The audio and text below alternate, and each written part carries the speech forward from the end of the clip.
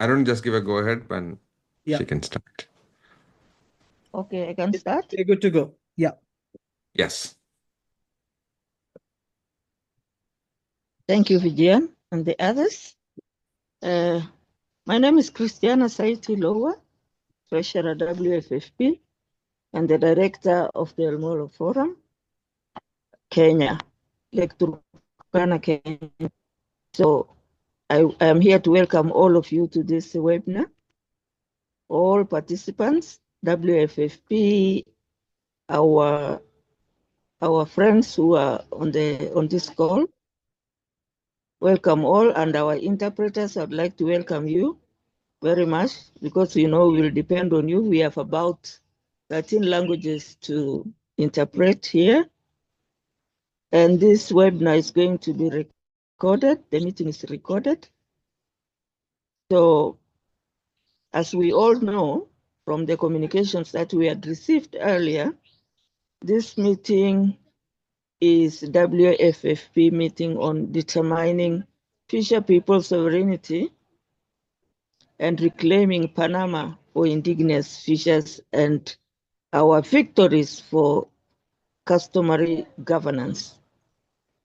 So WFFP had earlier embarked on a series of webinars.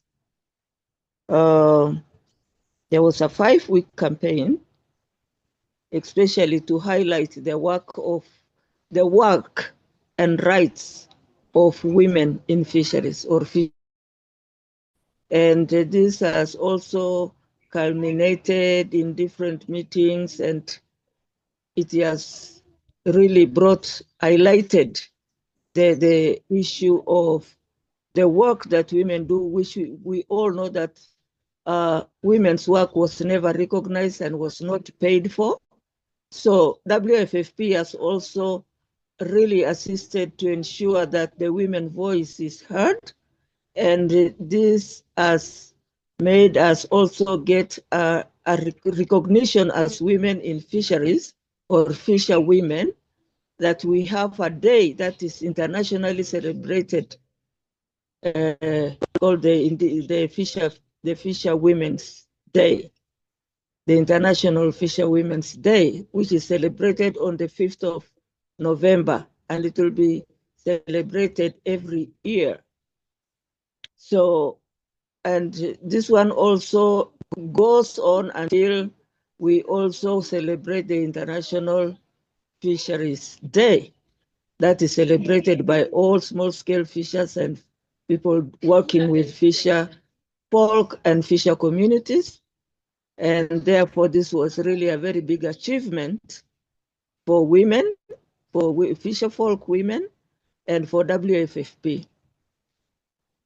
We are also celebrating the International Day for Human Rights that was celebrated on 10th. And in these webinars, we have also brought forth the rights of women and the rights of small-scale fisher folk. The issue of the rights in fisheries is very essential, very important to us. And that's why in all our campaigns, we have to talk about our rights, because these are really being abused. And also all the people that are supposed to ensure that our rights are practiced are actually trying to take away these rights from small-scale fishers. And therefore, we are really very strong in this campaign to highlight about our situation and what we are campaigning for. And this year, we had also supported our members from Panama to go to Switzerland, to the Human Rights Commission, to present their case. And that is one of the topics, that's one of the major topics today. So without, and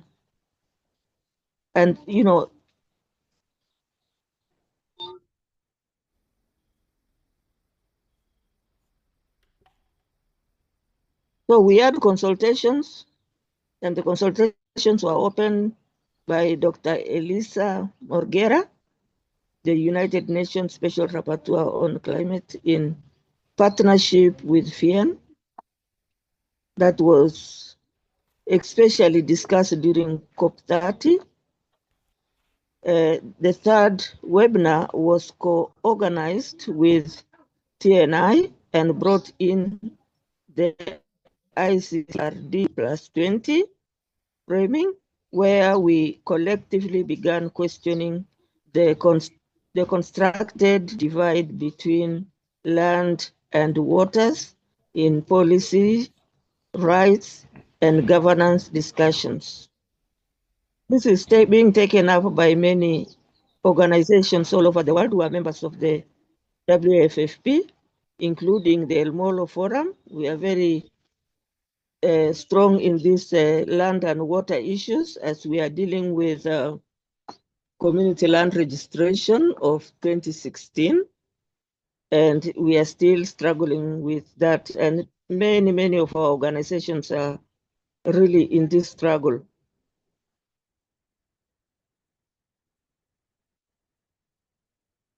So looking at the ground, we have covered this concluding webinar.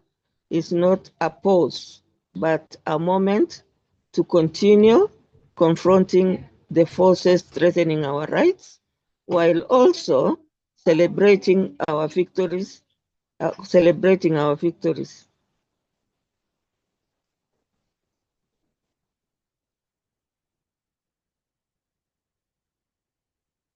So I would like to introduce Shalmali Gutal for the opening remarks, 7 minutes. So Shalmali, welcome. Thank you, Christiane. Shall I go ahead? Yes. Okay. Can you hear me? Am I visible and audible okay? Yes? Yeah. Okay? Yes. Fine. Yeah, all right. So good evening, everyone, and thank you, Christiane, for giving me the floor. I thank all of you for joining us today on behalf of Focus on the Global South and WFFP. We're co-organizing this event together. And, you know, although as Christiane herself said, this is the concluding webinar of a 5-week-long campaign, global campaign by WFFP, which started on November 5. It is by no means an end or a pause. It's just to show it's one more landmark in the wonderful campaign, the global campaign that WFFP is building all over the world in different regions with different organizations and allies. Now, every day in seas, oceans, coastal zones, rivers, lakes, wetlands and marshes, in every ecosystem that is shaped by water, fisher peoples protect, nurture, and regenerate life. They provide food for their own families and their own communities, but also for broader society and for millions of people. And there are many regions in this world where fish, in its broadest category, fish and fish products, are the most important source of protein for people.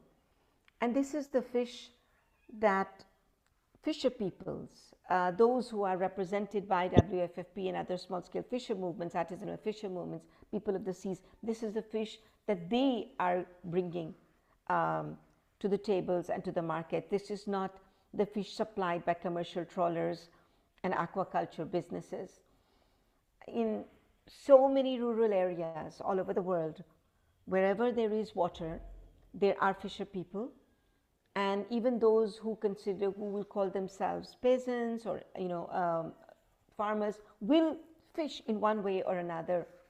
Now they may not be full-time fisher peoples, but their livelihoods and the survival of their communities and their families and society depends a lot on the kind of fishing that fisher peoples in the WFFP and other fisher movements are practicing.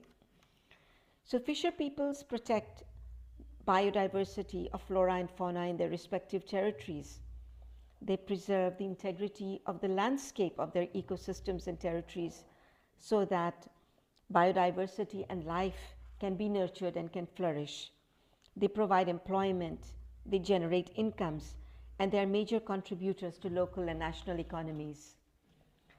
Fisher peoples are living libraries of knowledge about weather, about climate, about tides, about biodiversity, about ocean areas, nature, foods, and about survival in very widely varying situations.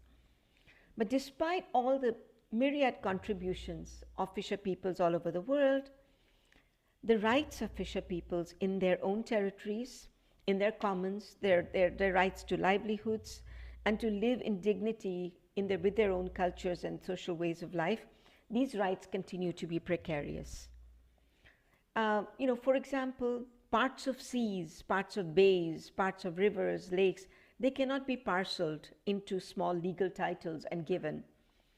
But when there is discussion of agrarian reform, very often, the way fisher people govern their territories as commons in terms of shared spaces, in terms of shared natural wealth. I mean, often the term is resources, but I know there is a tremendous concern about that terminology. But the way fisher people are governing their own territories and trying to exercise a shared sovereignty with other communities, this rarely is considered by policymakers in agrarian reform or in rural development. And in fact, the approach of the commons, the approach of shared territories, is itself used to dispossess fisher peoples. Fisher peoples' rights are also threatened by large infrastructure projects, by large dams, by certain types of elite and mass tourism, by corporate fishing and commercial aquaculture, and this entire bunch of fraudulent and bogus market-based so-called solutions to climate change, such as carbon trading, blue foods, ocean sequestration, ocean carbon sequestration, and the blue economy, and and the different ways to sort of marketize and commercialize and financialize nature. Neoliberal trade and investment agreements also have tremendous impacts on fisher people because they demand national regulations to suit corporate fisheries, which then threaten the livelihoods of fisher people. And when the livelihoods of fisher people are threatened, by extension, all our lives are threatened in one way or another because of the tremendous service that they're doing and the huge amounts of contributions that they're making to our health, to our ecosystems, to nature, and to preserving preserving biodiversity and protecting it from the ravages of climate change and other environmental destruction. Fisher peoples are often arrested and held for long periods of time when they cross the national territorial boundaries of water, because in seas and oceans, it's very easy for boats to move, fisher people's boats to move into one area or another, and they're often arrested for transgressing national boundaries. They're accused of spying. They're accused of having some other political agenda, which they do not. And when they stand up to defend their own ecosystems, their own living territories, they are criminalized. And there have been cases of enforced disappearance, access to justice denied, despite the fact that they are on the front lines of climate change and natural disasters. Very often they are not. Yes, and they defend there. Yeah. So now, what I'd just like to say in closing here is that through decades of struggle, fisher people's movements are asserting and claiming their rights. They're winning battles nationally, as we'll hear soon. They're organizing against trade and investment agreements. Internationally, there are many human rights instruments that they can use. One is there's the United Nations Declaration on the Rights of Indigenous People. The more recent one is the United Nations Declaration on the Rights of Peasants and Other People Working in Rural Areas. And my colleague Carlos Duarte, who is our chair and rapporteur of the working group, will speak to this issue. There are the small-scale fisheries guidelines in the Committee on Fisheries in the FAO. And there are a number of other human rights instruments and special procedures and conventions that fisher people can use. And I think there will be another special rapporteur today who will also speak to those issues. So I just want to say that I have full faith and confidence that the power of the fisher people's movement will continue to grow, and they will continue to have many more victories in securing their rights and building the sovereignty of fisher people. And from my side, I look forward to supporting these struggles and celebrating future victories. Thank you.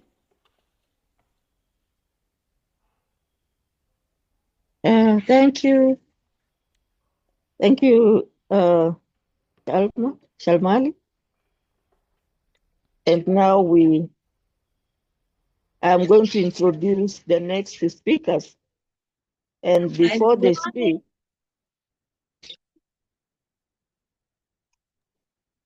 I'm going to introduce the next speakers according to the regions that WFFP operates.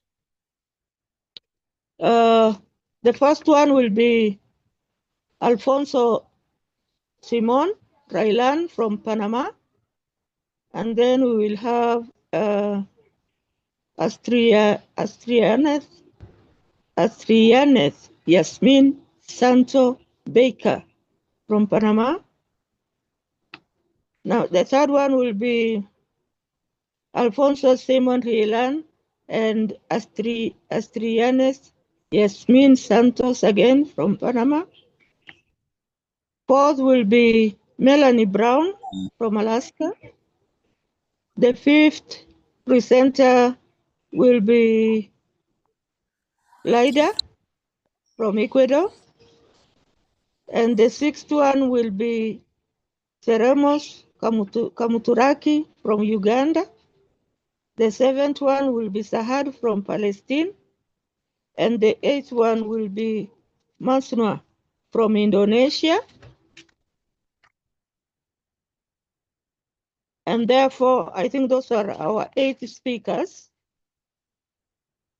And I'll give the floor to Alfonso Simon Raylan. Welcome, Alfonso.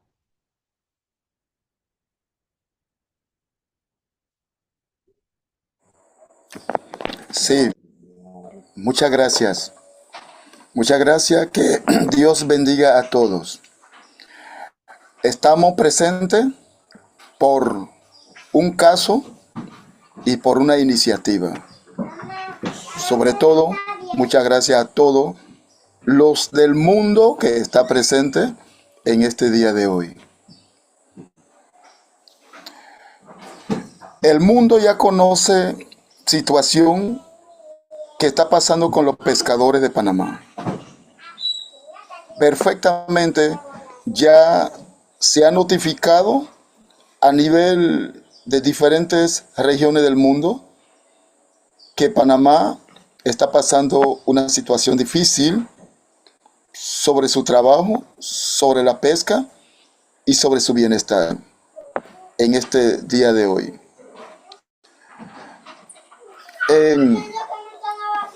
Primero, a nosotros de Panamá, de la región indígena Ngäbe Buglé, nos atacaron primero para 2010 con la veda regional de la langosta, que fue levantado por una organización que se llama OSPESCA, que significa Organización del Sector Pesquero y Acuícola because of the organization of the Central America Fishing Organization, and there was no previous consultation to the fisher people in the indigenous regions. The government has treated us like this, as indigenous peoples. The government has always treated all indigenous people in the world like this, with no consideration whatsoever, not bearing in mind our opinions, and they are making decisions over our opinions.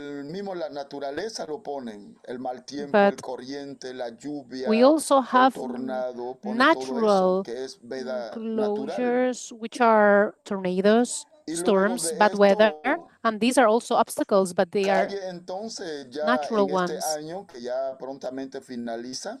It's almost the end of this year. José Raúl Molino's government with Minister Navarro made the decision of banning the fishing in Panama with no previous consultation for one whole year. So right now, we are going through this situation. Our fishing has been closed. Our island, Escudo de Veragua, is the only place left. It's called Teco.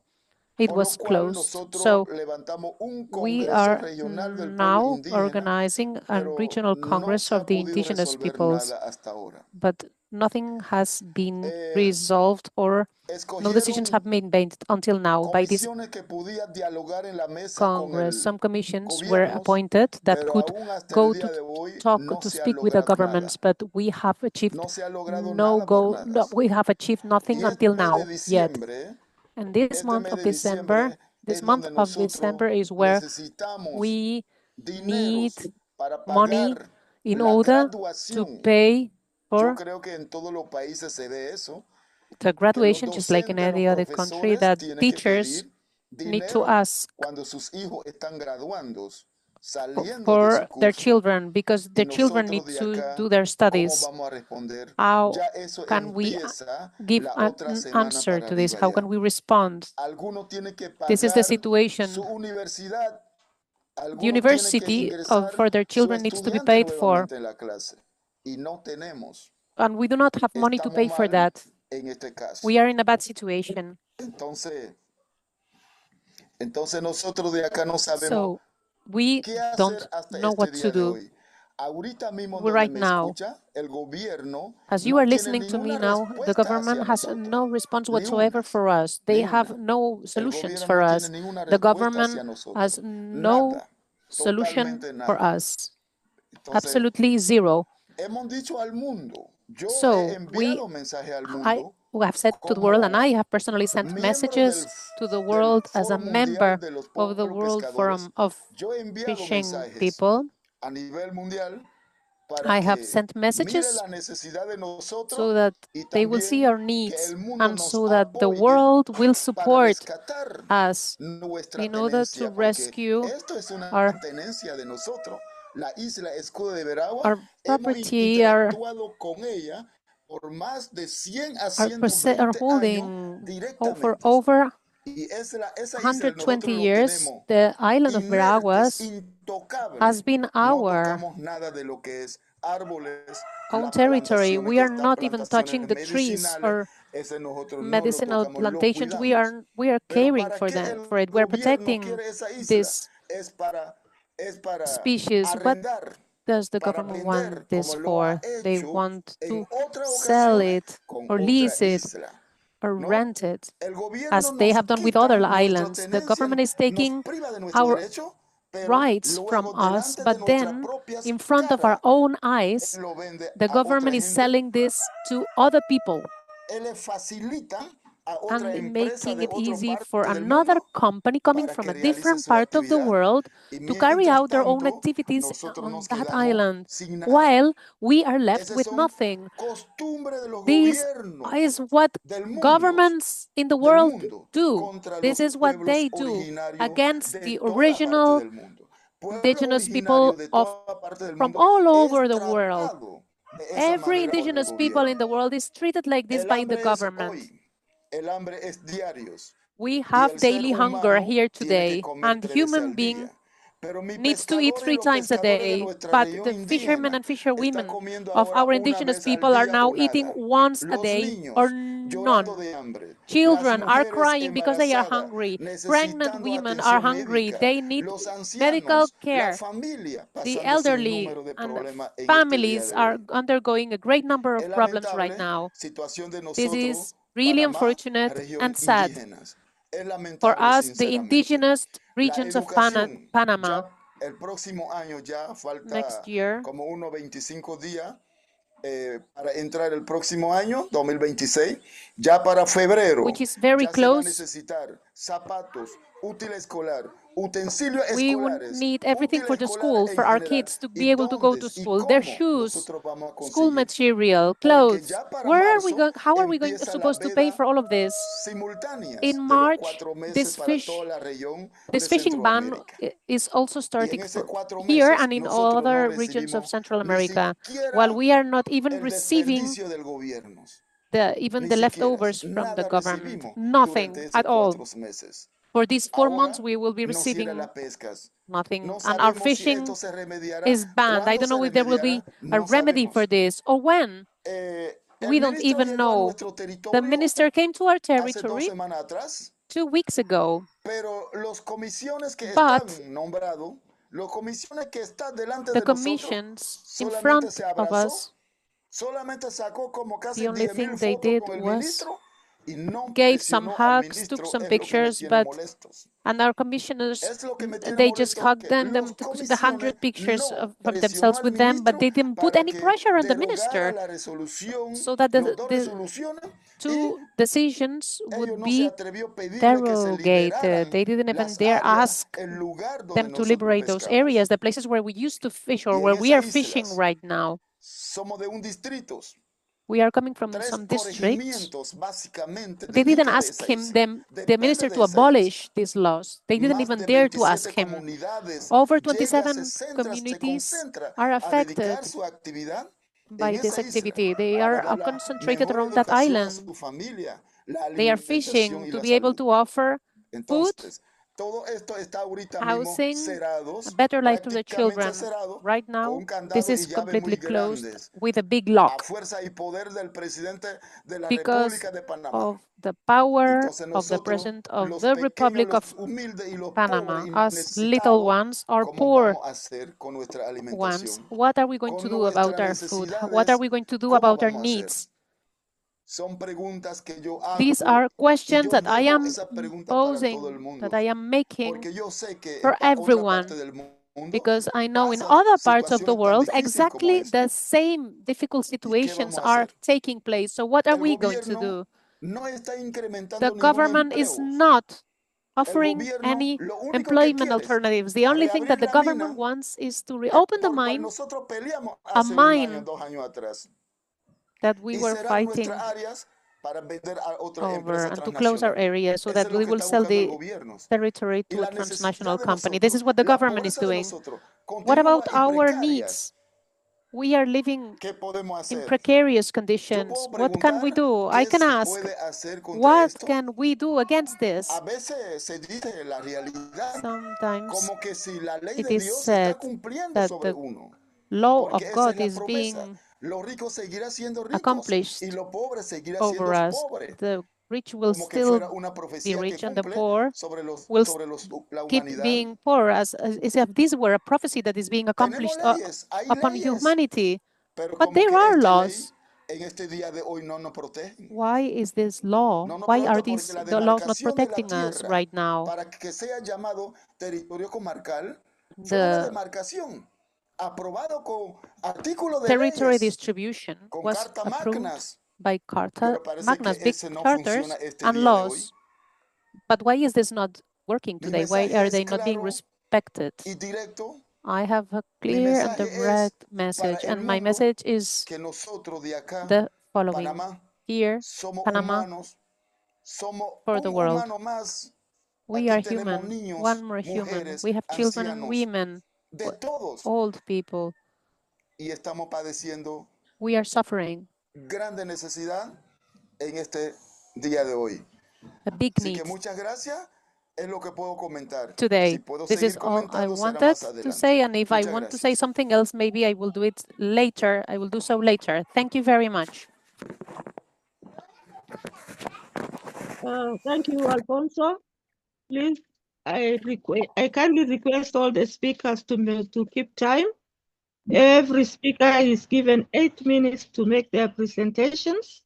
And now I call upon Astrianes Yasmin Tanto Baker.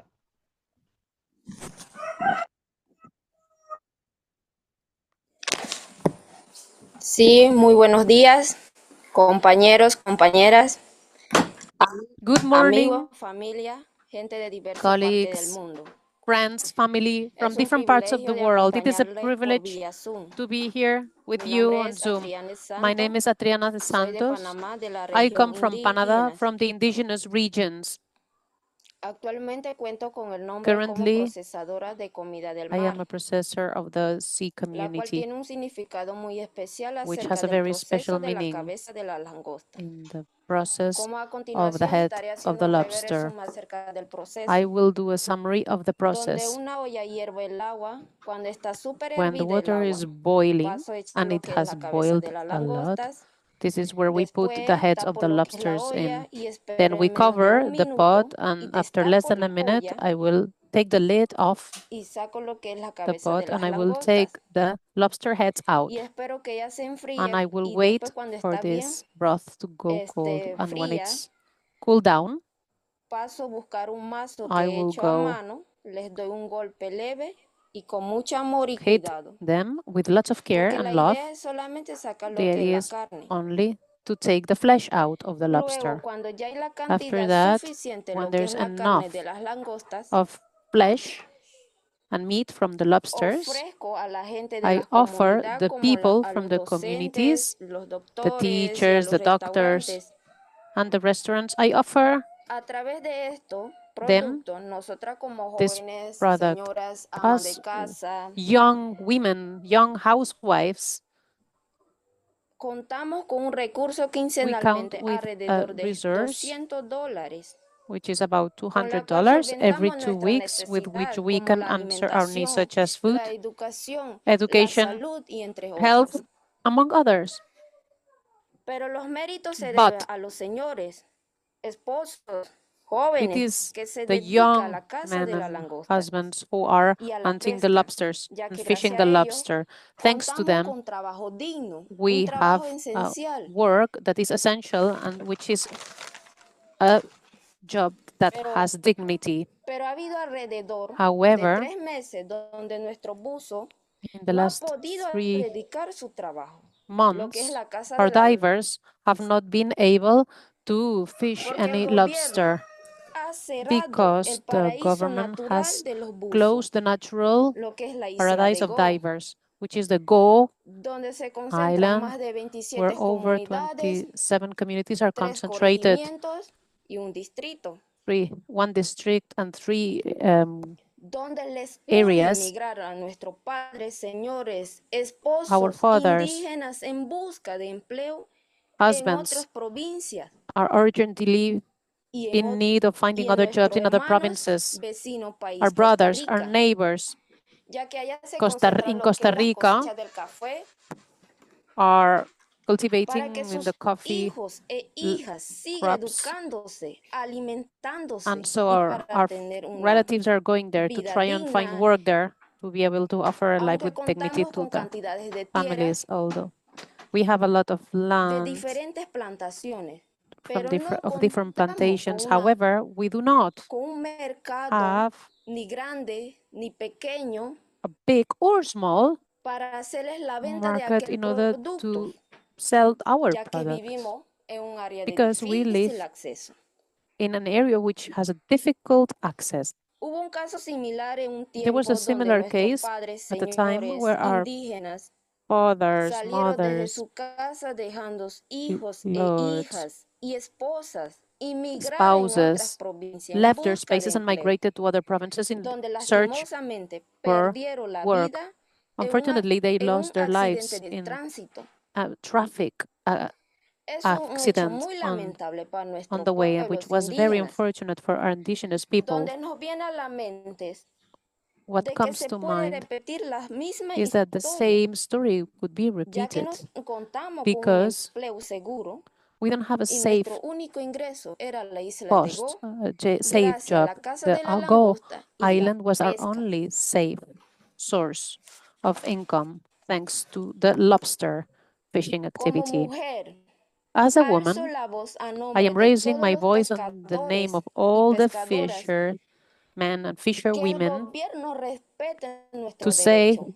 and ask that the government should respect our rights, our indigenous people, and that our island should be liberated as soon as possible, because thanks to the environmental minister, Ngäbe people is in a crisis of unemployment, health, education, and many other things. This is all I wanted to say today, and I am asking you as organizations, international organizations who are supporting us and our indigenous people's rights, to assess us, guide us and support us, because we do not know how to manage this big conflict that the government has caused, these big problems that we find ourselves in. Please, we hope to be taken into account. Blessings for all.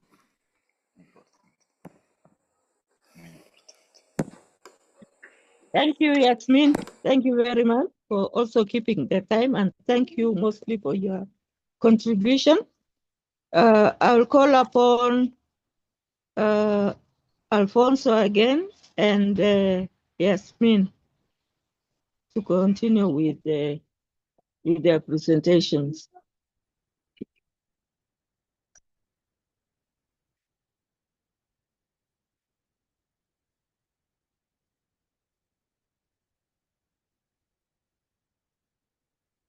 Alfonso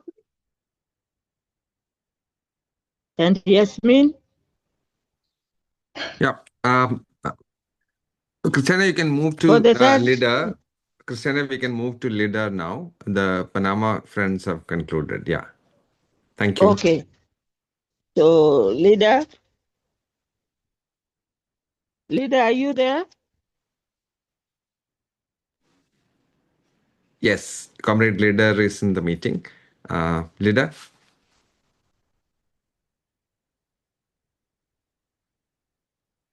Leader. Yeah.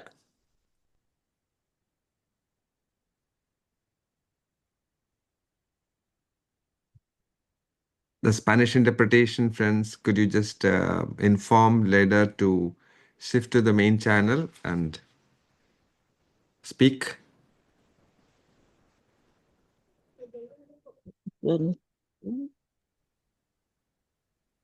Yes, leader. Please speak in the main channel.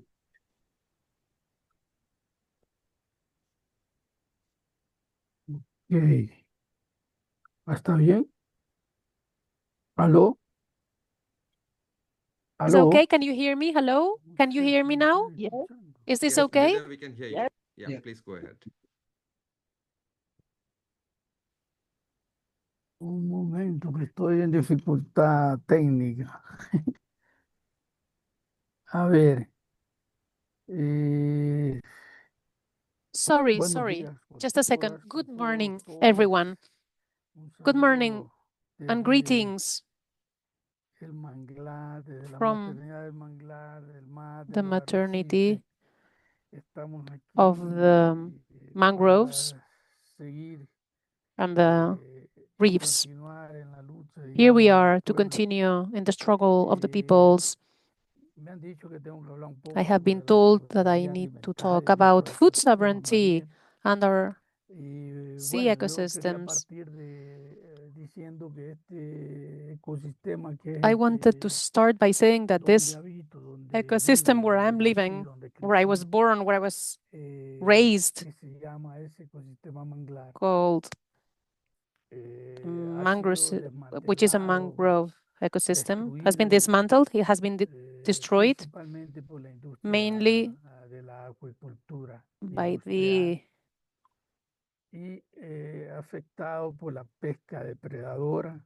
industrial aquaculture industry, and it has been threatened by the mining industries and by these predatory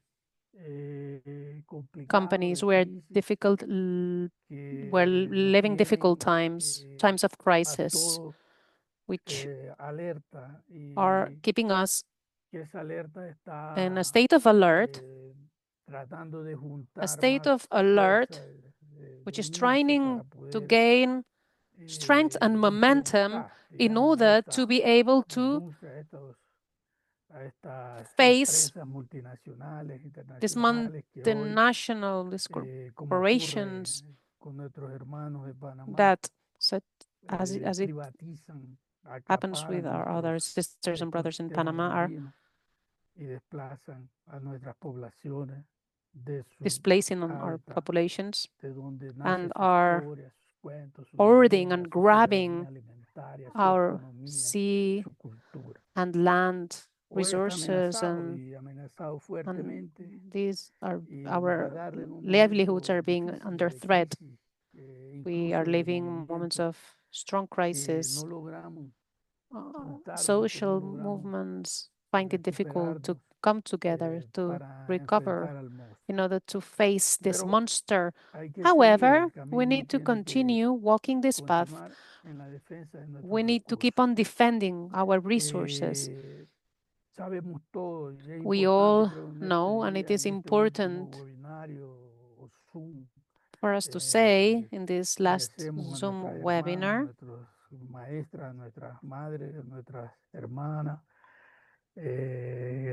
for our sisters, mothers, wives, friends, that this has something important has been done. The 5th of November has been declared as an International Day of Fisherwomen, as the fisher peoples should look at this destruction not just as a local issue, which is in Panama today, where we are not permitted to fish lobster, or Ecuador or Nicaragua, Honduras, where other bans are being imposed, and a lot of different countries in all the world. Our people are being murdered with electricity, dogs, bullets, in many different ways, bloody ways, even missiles. So we are living very complicated moments, and I think we need to go beyond conversations. I think one more step needs to be taken. I think we need to talk clearly and loudly that we are being dismantled, are being murdered, our ecosystems are being destroyed, that we are being displaced from our territories. We need to raise our voice. It has to be stronger. We need to find a way to think collectively in order to take collective action, to act collectively. We know that in those ecosystems, the food sovereignty of our peoples is where it lays, not only in the coastlines, in the coastal regions, but also inland and in the sea regions. In our sovereignty is becoming smaller. We have less than 50%, losing over 50% of the capacity, the biodiversity and ecosystems in our seas, oceans, mangroves, etc. Speaking to anyone in Indonesia, Sri Lanka, Congo, Nicaragua, Mexico, wherever it is, it's the same story. The situation is the same.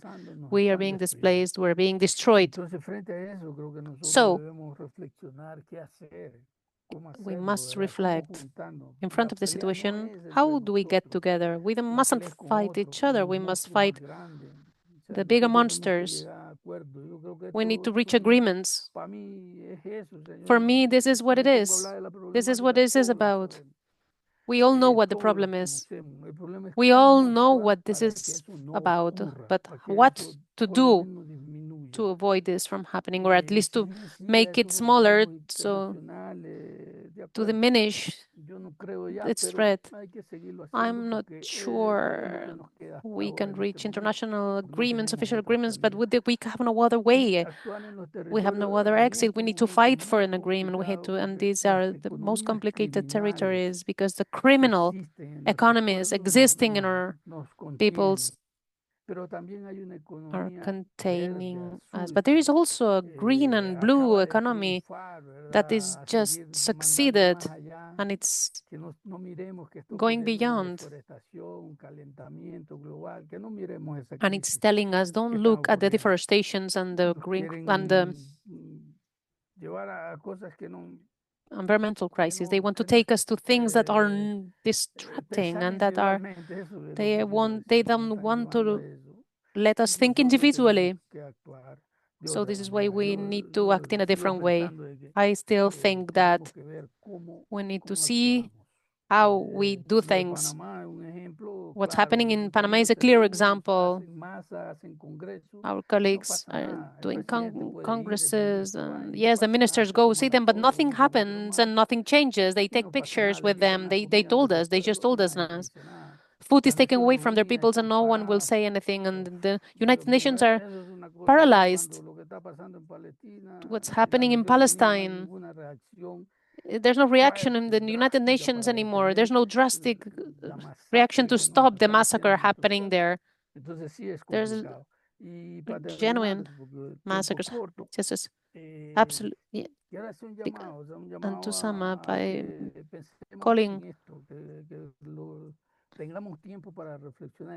to you to ask you to think about how we will do this. Think in how we can achieve more specific results. In Panama, can we do it? I think so. But we need to go out of Panama so that our colleagues will have an interoceanic solidarity that we can all achieve. We can stop this. From the inside, it's difficult to stop it. The masses are saying nothing. It was 70,000 of us in Belém, and there were no results after the official COP because there was no agreement among us, the movements, in order to be able to face those who are displacing us in our territories. Yes, long life to our unity, to our women, to our fisherwomen, will still be our role to follow, and our teachers to keep on fighting this struggle. Thank you, my colleagues.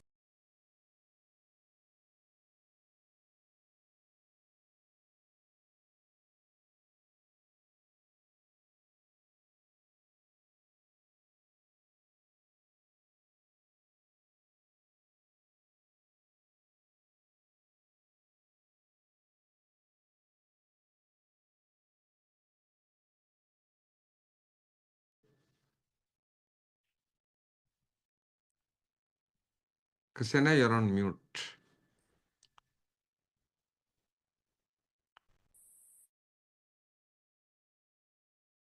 Sorry. I would like to welcome Melanie Brown. Melanie, you have the floor, please. Thank you, Christiana. It's so nice to see you. Thank you. Hello, everybody.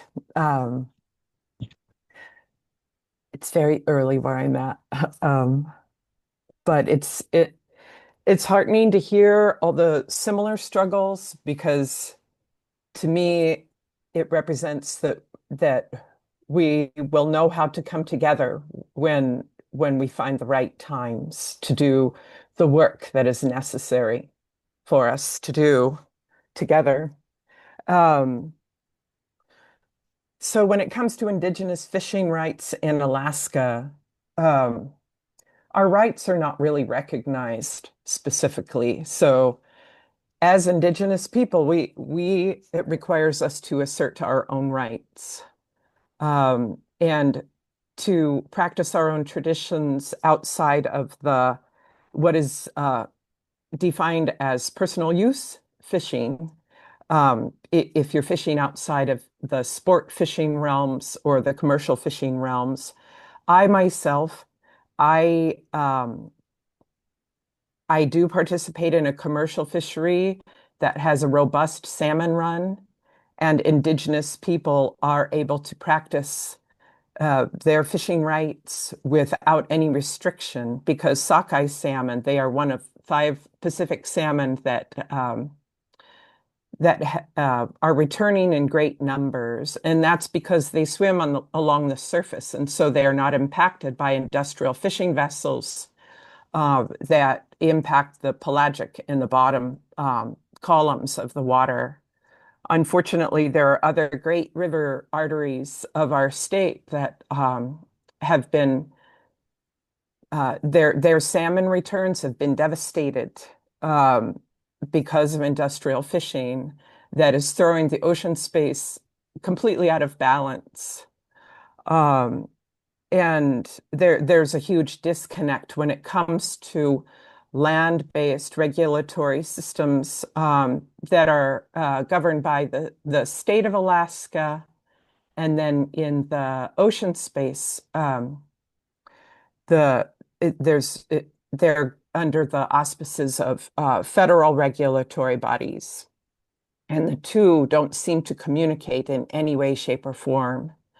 In the ocean space, in the federal space, or federal waters, there is a maximum yield that it is achieved or sought to be achieved, and quotas that are set, total allowable catch that is set, and those vessels, they continue to fish until they reach their quotas with no regard on how they are impacting the salmon that need to return home to bring life to the people.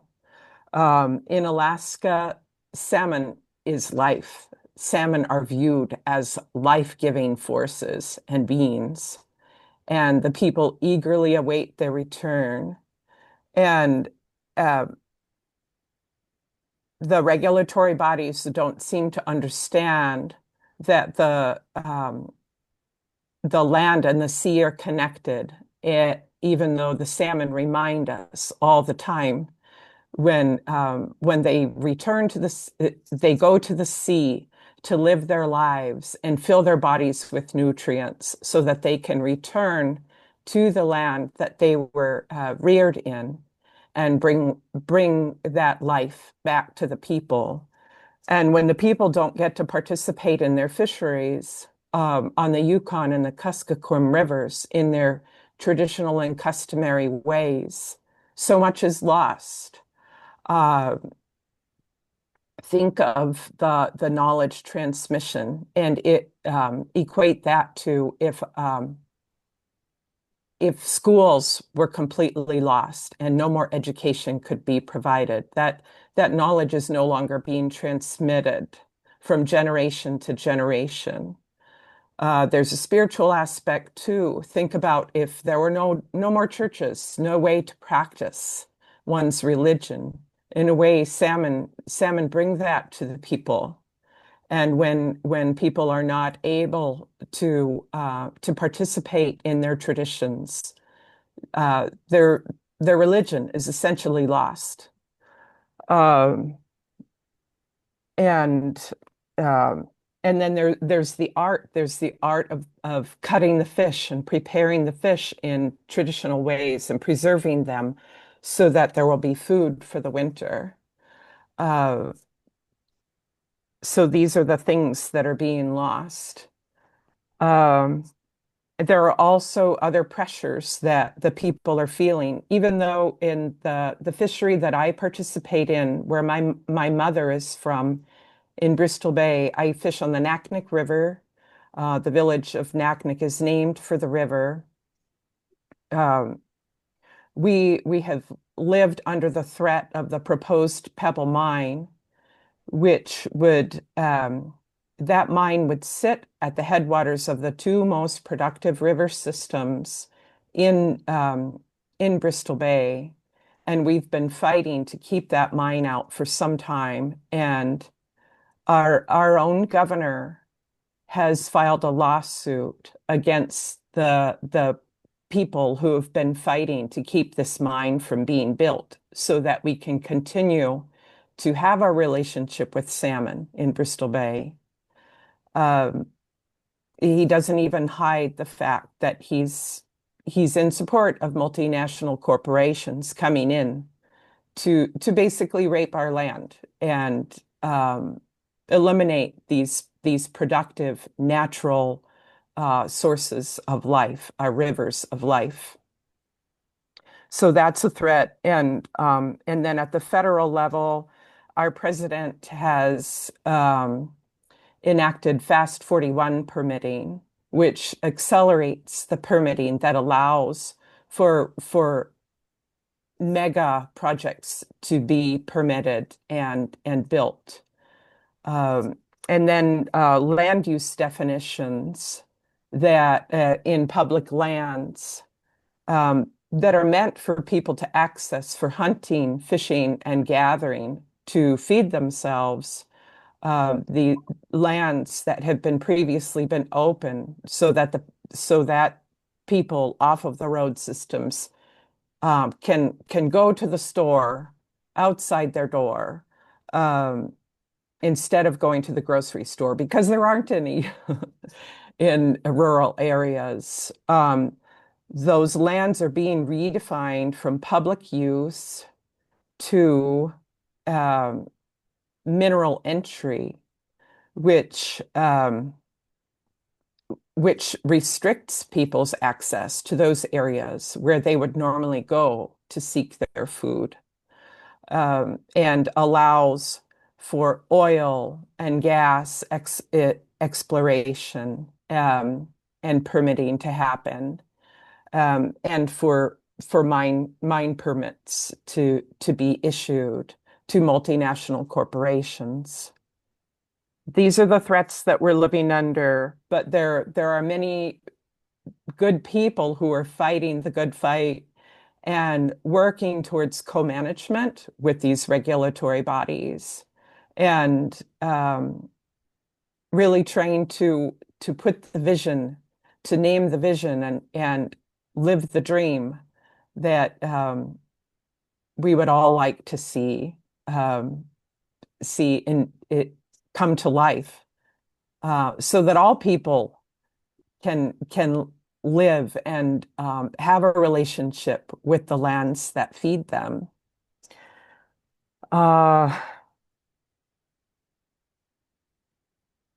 I'm trying to think what else to say in the time that I have. There's so much to cover, and it's difficult to put into a concise 8 minutes. But I just want to look over my notes and make sure there weren't some really important things that I wanted to share today. I think I'm going to pass it over. I'm going to pass it back to you, Christiana, to hand it off to somebody else. Thank you. Thank you, Melanie. Thank you very much. Now I welcome Mr. Seramos Kamutaraki from Uganda. Seramos, you have the floor, please. Please. Thank you so much. I am going to talk about the enclosures. The enclosures affecting our fisher communities, the fisher people, and I will begin like this. The Ugandan fishing industry is expanding rapidly, while the fish stocks are collapsing every other day. And so, because of this collapse of fish stocks, you realize that the demand for fish is high now within the country, but of course also out of the country. So our governments believe that these are the supply gaps. The short supplies of fish can be augmented by the expansion of aquaculture. So they are looking at aquaculture as the solution to the problem of the overfishing, overexploitation in our lakes, and the collapse of fish stocks in our lakes. And so the bigger agenda, the development agenda in our country is that agriculture should be promoted. But then the quick question again comes is that how can we make the fisheries environmentally and also socially sustainable? So this is the key question that everybody needs to answer, but especially the governments that are causing a lot of haymen on our fishing communities. Now, if you look at our fisheries policies, they are policies that have commodified.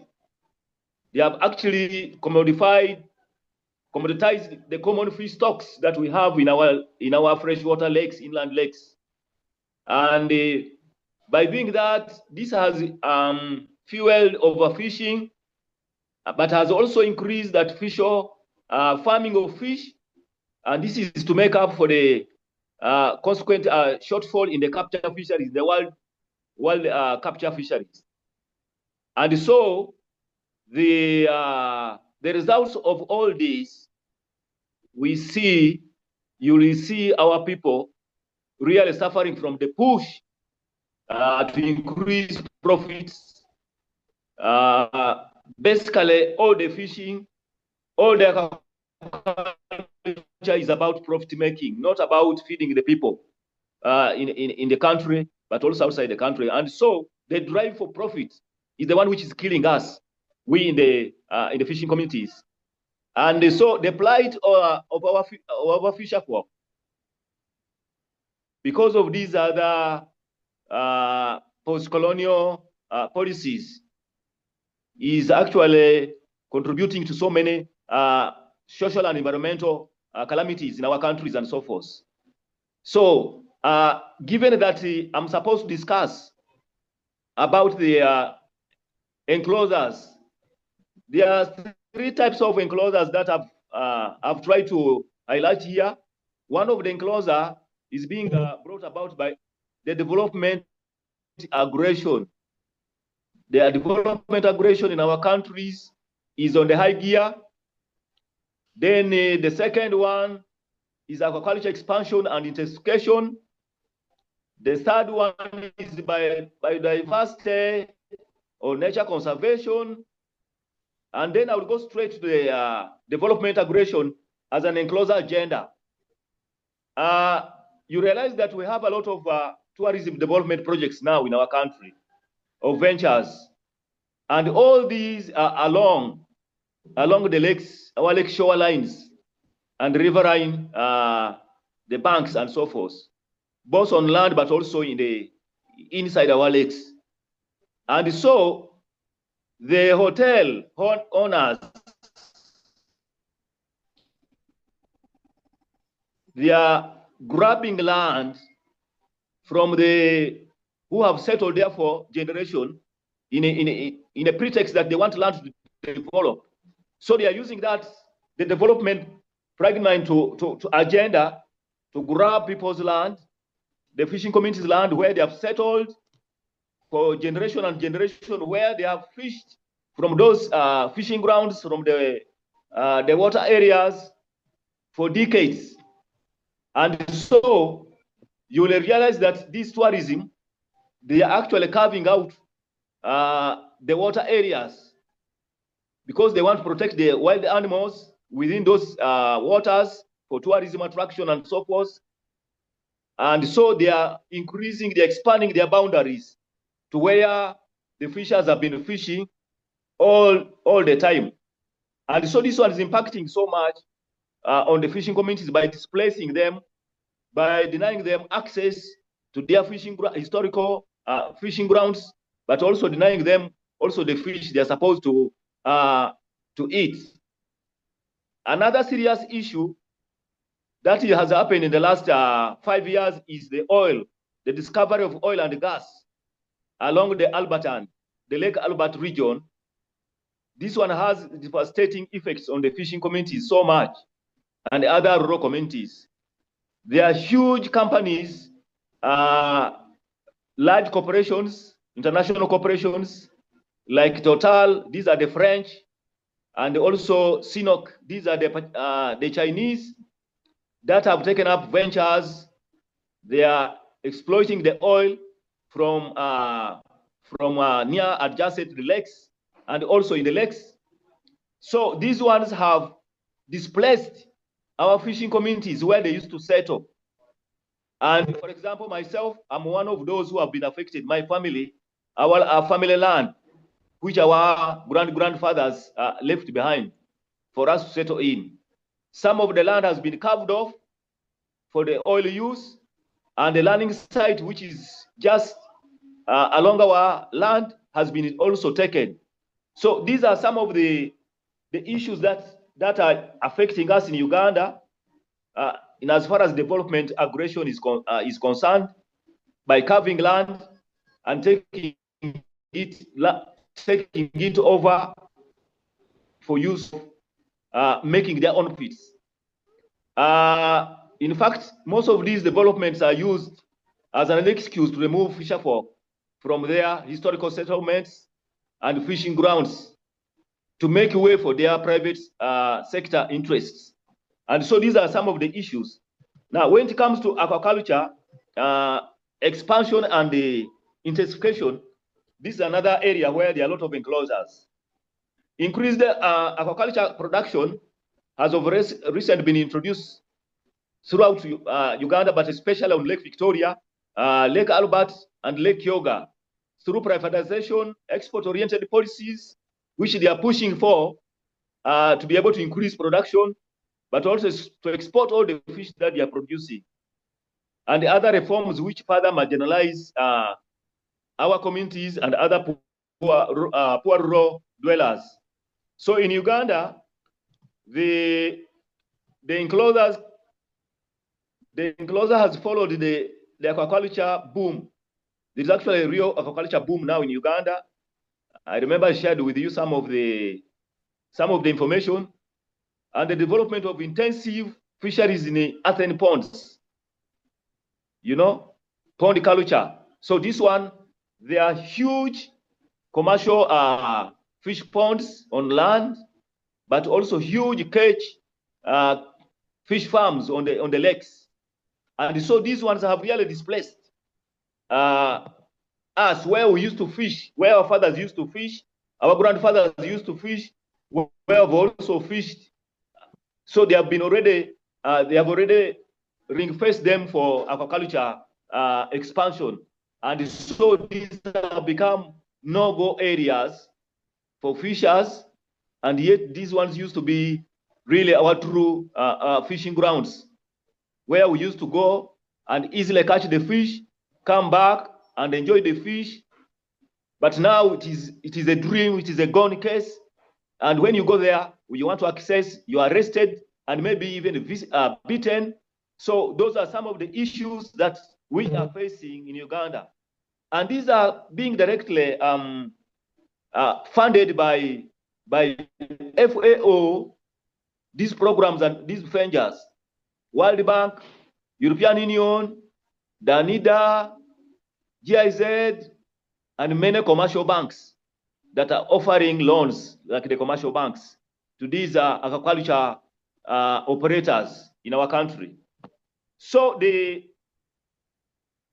impact is now vivid. It can be seen. The impact is that you see there are some water sources that have been corrupted already. Water pollution is in high gear, especially in Lake Victoria. You can go there and see. I got an opportunity to go there one time to see for myself, because I used to hear.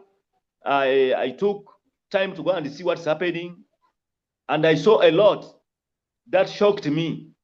You see water, even their fish, where they are, the fish die.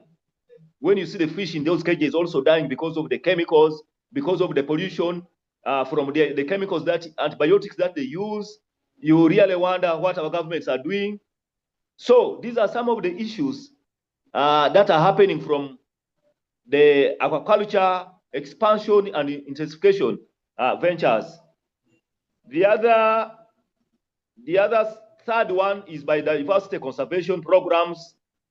Just like with the marine protected areas, that is the marine and the coastal environment. These in the inland, we are having what we are calling fish breeding areas, FBAs, which now are being promoted as places for conserving the fisheries resources, as if for us, for generations, for years, we have not been conserving. All these fish we have now has been conserved by our grandfathers, our fathers, and even we ourselves. When we were young, we used to conserve these fish.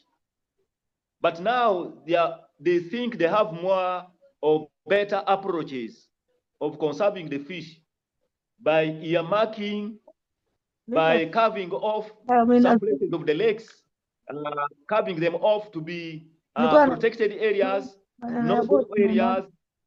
And yeah, I'm soon finishing. And then these are the areas that we used to fish from. Our traditional, our historical fishing grounds have now been carved off. For example, FAO has now a multi-year and multi-country project, which is CEDA funded, that they are identifying and demarcating more still fish breeding areas on Lake Victoria. So all these are reducing the area, the fishable areas for the fishers. So how have we responded in Uganda? Of course, we have opened up a lot of social media platforms to engage these people. Have launched a lot of reports on the plight of fishing communities. We have organized discussions and debates through media policies.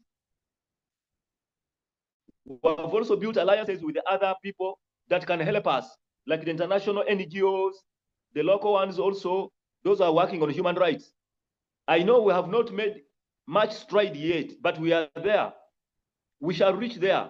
So I'm looking at next year to be able to achieve, like our colleagues in Panama have achieved their rights, their customary rights, where they have to have customary governance, they have to control the water areas. So I want to thank you, the organizers, for making me part of this process today. I want to thank you so much. Thank you. Thank you, Sir Amos. Now I'll give the floor to Saad. Hi, Christina. Thank you. It's Annelien here. Saad can't join, unfortunately, due to the circumstances. He doesn't have internet right now because the situation has been so bad over the past 24 hours. So he shared with me the words that he was going to share with you today, and I'll share it with you instead. And he wanted to convey that it means a lot to be with his friends and comrades and to share the Gaza experience, and to also say that he feels that everybody is facing similar pressures and challenges, which also means that we should be united in our struggle. And he wanted to talk about Gaza in particular, and saying that when we think or talk about the word sovereignty, we often imagine a people exercising full control over their borders, economy, and their daily life. But of course, in Gaza, sovereignty, what does it mean when movement is controlled by the occupation? And what does it mean when the simple act of going out fishing is regulated by military force? And so what does it mean in Gaza, where occupation, blockade, and now genocide are shaping even everybody's most daily routines of life? So the case of Gaza is really forcing us to confront a contradiction where we have a people recognized internationally as having the right to self-determination, but are living in a system where mobility, trade, borders, electricity, water, and also fishing zones are determined by an external power. And this is clearly visible in the lives of the Gaza fishermen. For many generations, Gaza's coastal communities have lived from the sea. It's not just an economic activity, it's a heritage, a source of identity, and a lifeline for food security. But under the blockade, occupation, and genocide, the sea itself has become a zone of restriction. Fishermen are only allowed to sail within a very narrow band of water, officially 12 nautical miles, but nowadays between 100 to 300 meters. Even the changes are made without warning. So what is remaining but beyond that invisible line is Israeli Navy patrols with live fire, water cannons, arrests, and vessel confiscation. To cross the line, intentionally or unintentionally, can mean losing your boat, your livelihood, and even your life. This is what sovereignty looks like when someone else controls your horizon. And this has profound consequences. The restricted fishing zone prevents access to deeper waters, which contain larger fish and more abundant stocks. Fishermen are pushed into shallow areas where overfishing is unavoidable. It means smaller catch, smaller income, and over time, depletion of local fish population. The sea is no longer a sustainable resource because fishermen are not allowed to reach the waters that would allow for sustainability. The boats themselves are frequently damaged by gunfire or confiscated. Replacement parts like engines, fiberglass materials are restricted. Even repairing a boat becomes an act shaped by occupation. So when we talk about sovereignty, we must talk about this. Annalyn, can you just slow down a little bit for interpreters? Thank you. Yes, of course. Sorry. I get very excited. Sorry.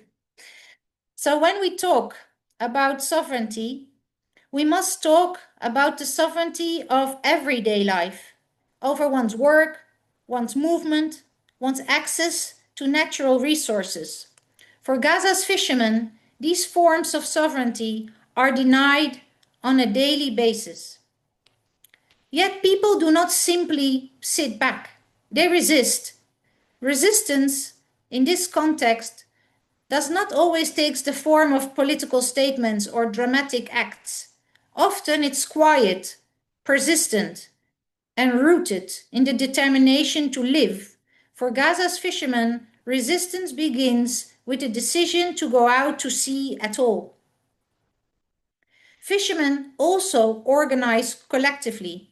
They form cooperatives to share equipment, pool risk, and provide mutual support. They document the violations against them. They report them to human rights organizations and even enter on international platforms. This documentation becomes a form of testimonial resistance, evidence that helps the world to understand what blockade and occupation actually looks like in daily life. In recent years, fishermen have engaged in symbolic acts of civil resistance. They sail in groups towards the limits. They repair their boats on beaches in full view of Navy patrol. Or they have staged sit-ins on the docks. These are non-violent demonstrations, part of a simple claim that the sea belongs to the people whose life depend on it. There's also an environmental dimension. Gaza's fishermen often describe themselves as stewards of the coast. Restricted zones prevent them from practicing sustainable fishing, but they still try to protect fish nurseries. They avoid destructive equipment, and they maintain traditional methods. In this way, they resist not only political restriction, but also the ecological degradation produced by those restrictions and unfair policies. So what does sovereignty mean in this context? It means confronting the reality that sovereignty is not only about statehood or borders, but it's also about the ability of a community to sustain itself. It is the right to access the resources that make life possible. In Gaza, sovereignty is measured not in abstract political terms, but in whether a fisherman can leave his home before dawn, sail into the water without fear, and return with enough fish to feed his family. When fishing, and mobility are restricted, sovereignty becomes a fragile, fragmented thing, something lived in small acts of resilience rather than guaranteed by political structures.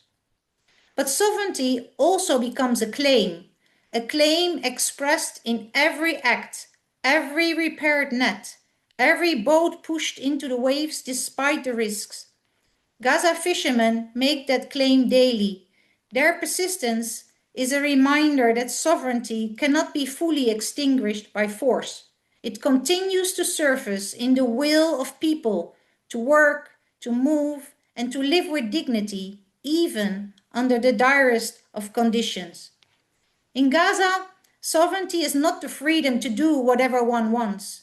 It is the refusal to abandon the right to survive. It is found in the courage to face a sea that has been turned into a border, and it's preserved in the determination of fishermen who each day push against the tides, asserting through their labor the simple truth that the people's connection to their land and sea cannot be fully taken away. They have become defenders of sea, livelihoods, and rights. So what can we do here? We heard from our comrades from around the globe, Panama, Ecuador, and Alaska and beyond, to use our collective solidarity. We know that people's power has been instrumental around the world to hold governments to account, even with regards to complicity in the genocide. We know that the world is unfolding in a negative direction, but we as people have a responsibility to act, to speak out, and to stand together against genocide and for our indigenous rights. We all have to unite for our freedom of our people across the globe, from Panama to Palestine. Thank you.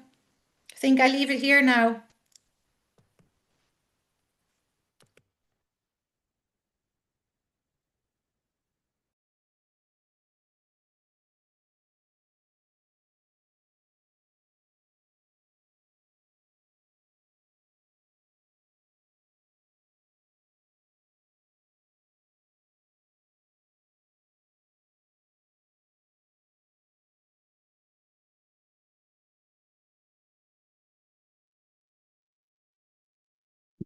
Donate the floor.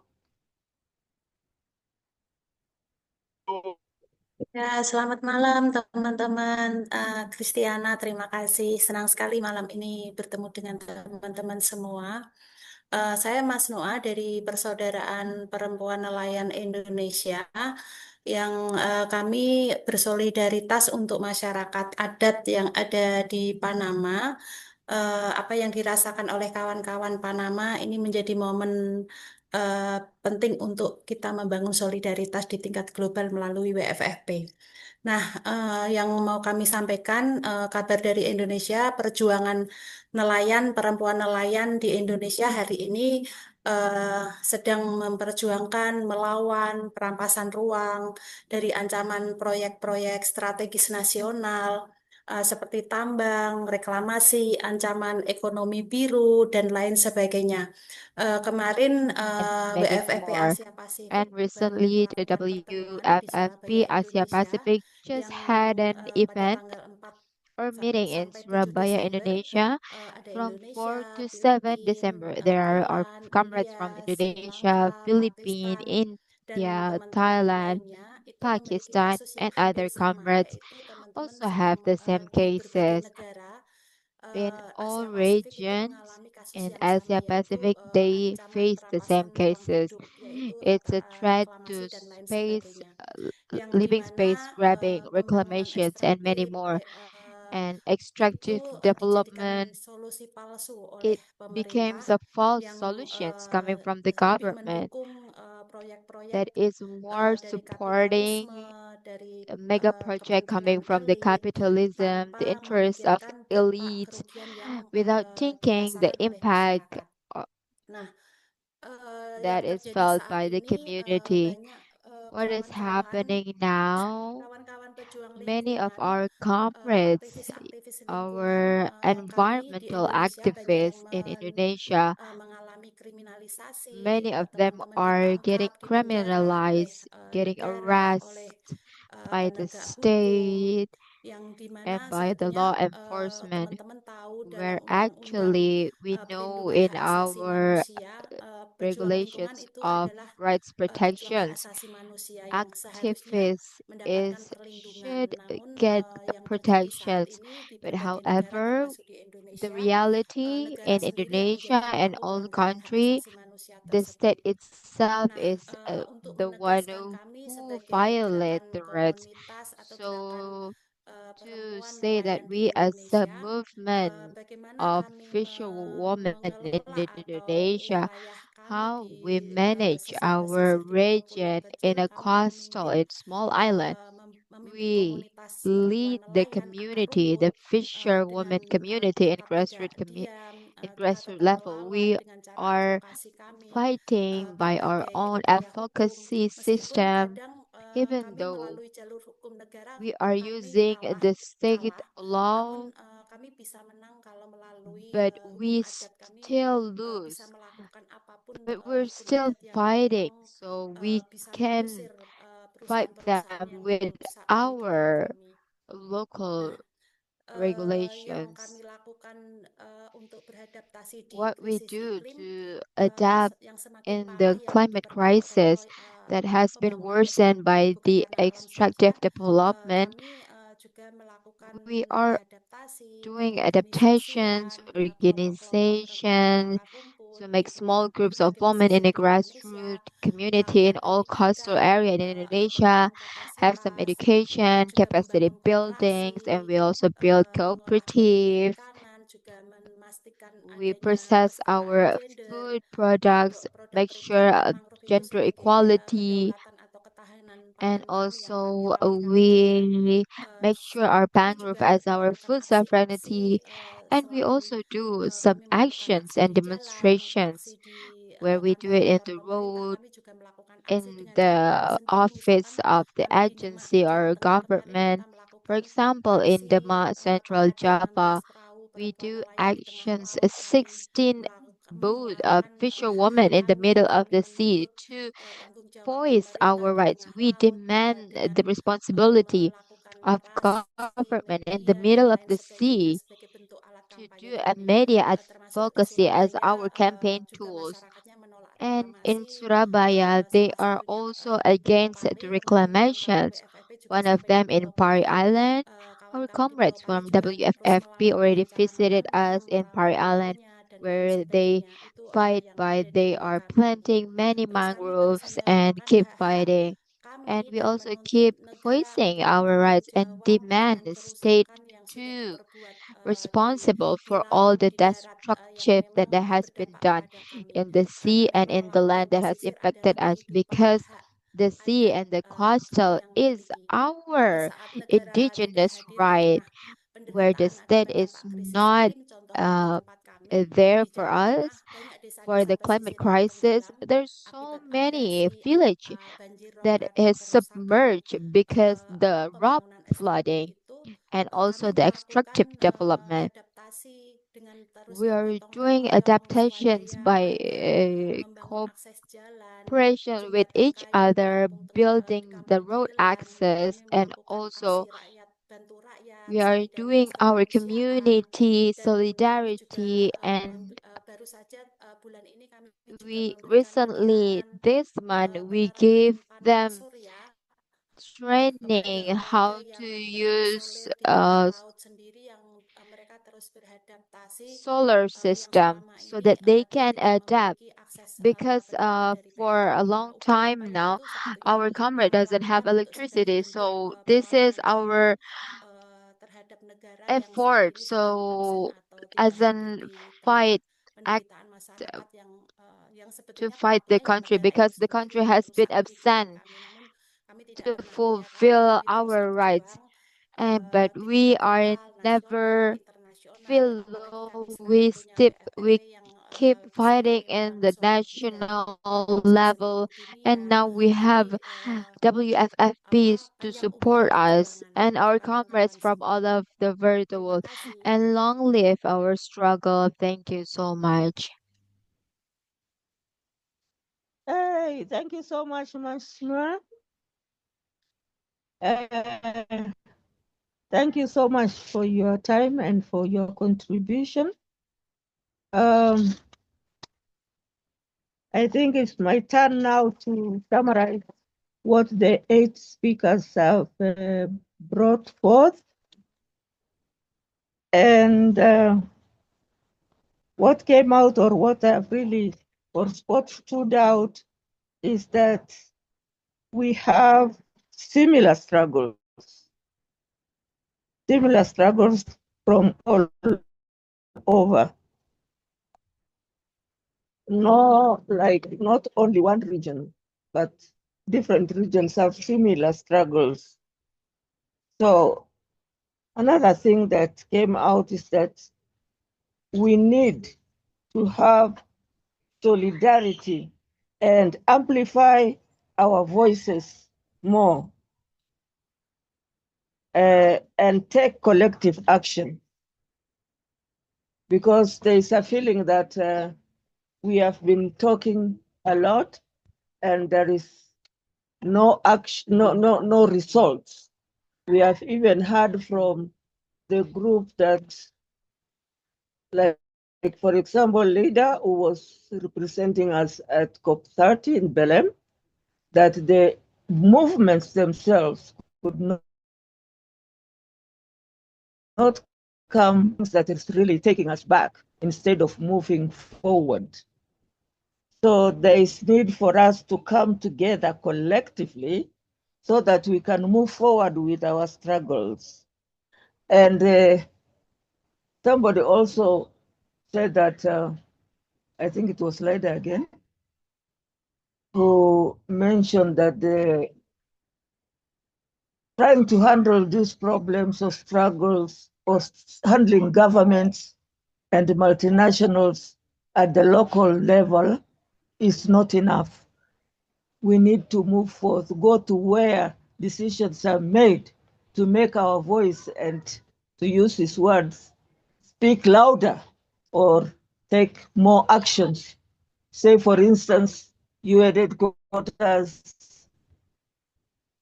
High Commissioner for Human Rights in Switzerland, or anywhere that we feel that our struggle or our problems need to be addressed. We must move from the country now to other levels, because dealing with the problem locally only has not given us results. And what we need is results. We can't keep on just struggling and talking, and people are dying, people are losing livelihoods, and we have no results. What we are striving for are results to address our solution, to address our problems or our struggles. We must come up with solutions and also get results from the government.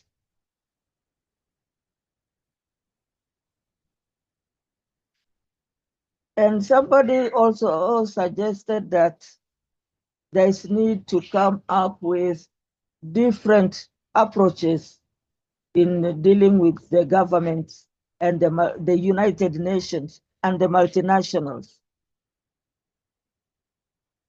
That is, I think Palestine suggested for silent resilience. They have also decided to go the non-violent ways. They have the fishers just sitting at the docks and doing nothing, just to show that they are not satisfied of they are not getting their livelihood, and therefore they are proposing for alternative approaches to the way we are dealing with the governments, the UN, and the multinationals that are bringing suffering to our people. The other thing that came out, or I understood, is the issue of aquaculture has also come out, and especially also in inland fisheries. And in both inland and marine fisheries, we have aquaculture being practiced all over. And there's a lot of money being pumped into this, into aquaculture. And the sponsors are mainly the FAO, the governments, and other multinationals. They are pumping a lot of money, and this is especially to move away the focus from our small-scale fisheries or wild capture fisheries to aquaculture or that kind of fisheries that they are promoting. And we hear that this has also brought problems because they are really expanding. The government is pumping a lot of money. Everybody's made to move. The fisher people are made to move from their original settlements where they catch their fish, where the breeding grounds are or their fishing grounds are. And aquaculture is expanding, and it is really bringing a lot of havoc to the communities and the environment because of the chemicals that are used in aquaculture, and therefore it is poisoning or polluting our lakes and poisoning our people.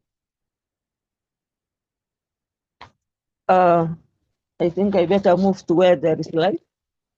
It has become dark here.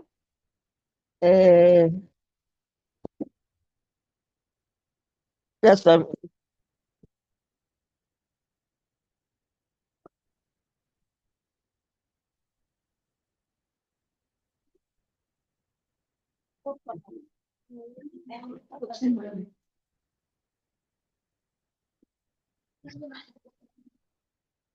something that came out clearly also is the issue of fisher people's and fisher women's rights. Because in all these activities that are being carried out, the people are made to suffer. The small-scale fishers, small-scale fisher women are really suffering. They are not only being displaced, but they are also denied their livelihood. They are denied their way, their traditional way of life. That is just rights. That's a rights abuse.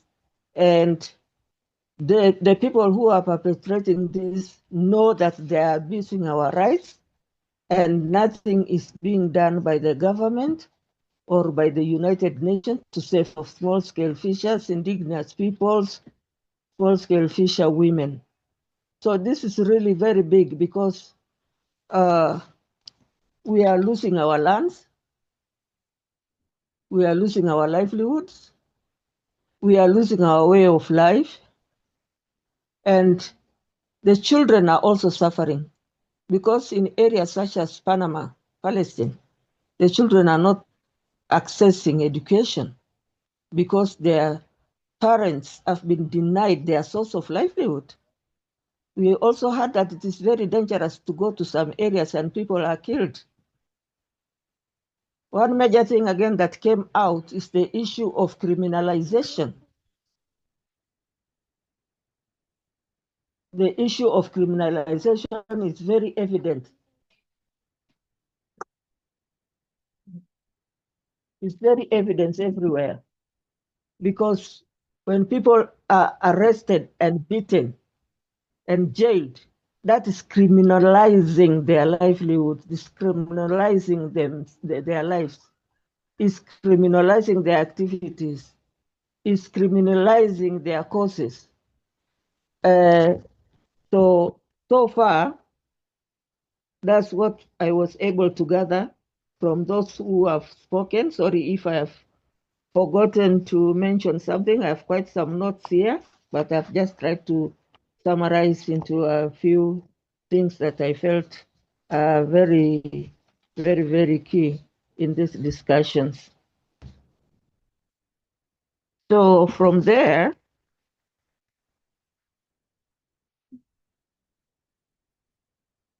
I would like to go to section 6, respondent panel. And I'll give the floor to Carlos Duarte. Can you hear me?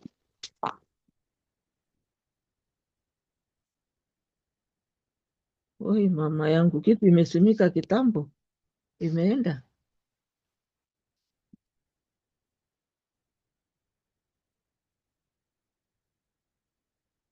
Carlos Duarte. Hola, sí, aquí estoy. Hello, yes, here I am. Yes, I Can you am. hear me? Yes, can you hear me? Hello, can you hear me well? Yes, we can hear Well, you, Carlos. Buenas good tardes. afternoon. Hello, good afternoon.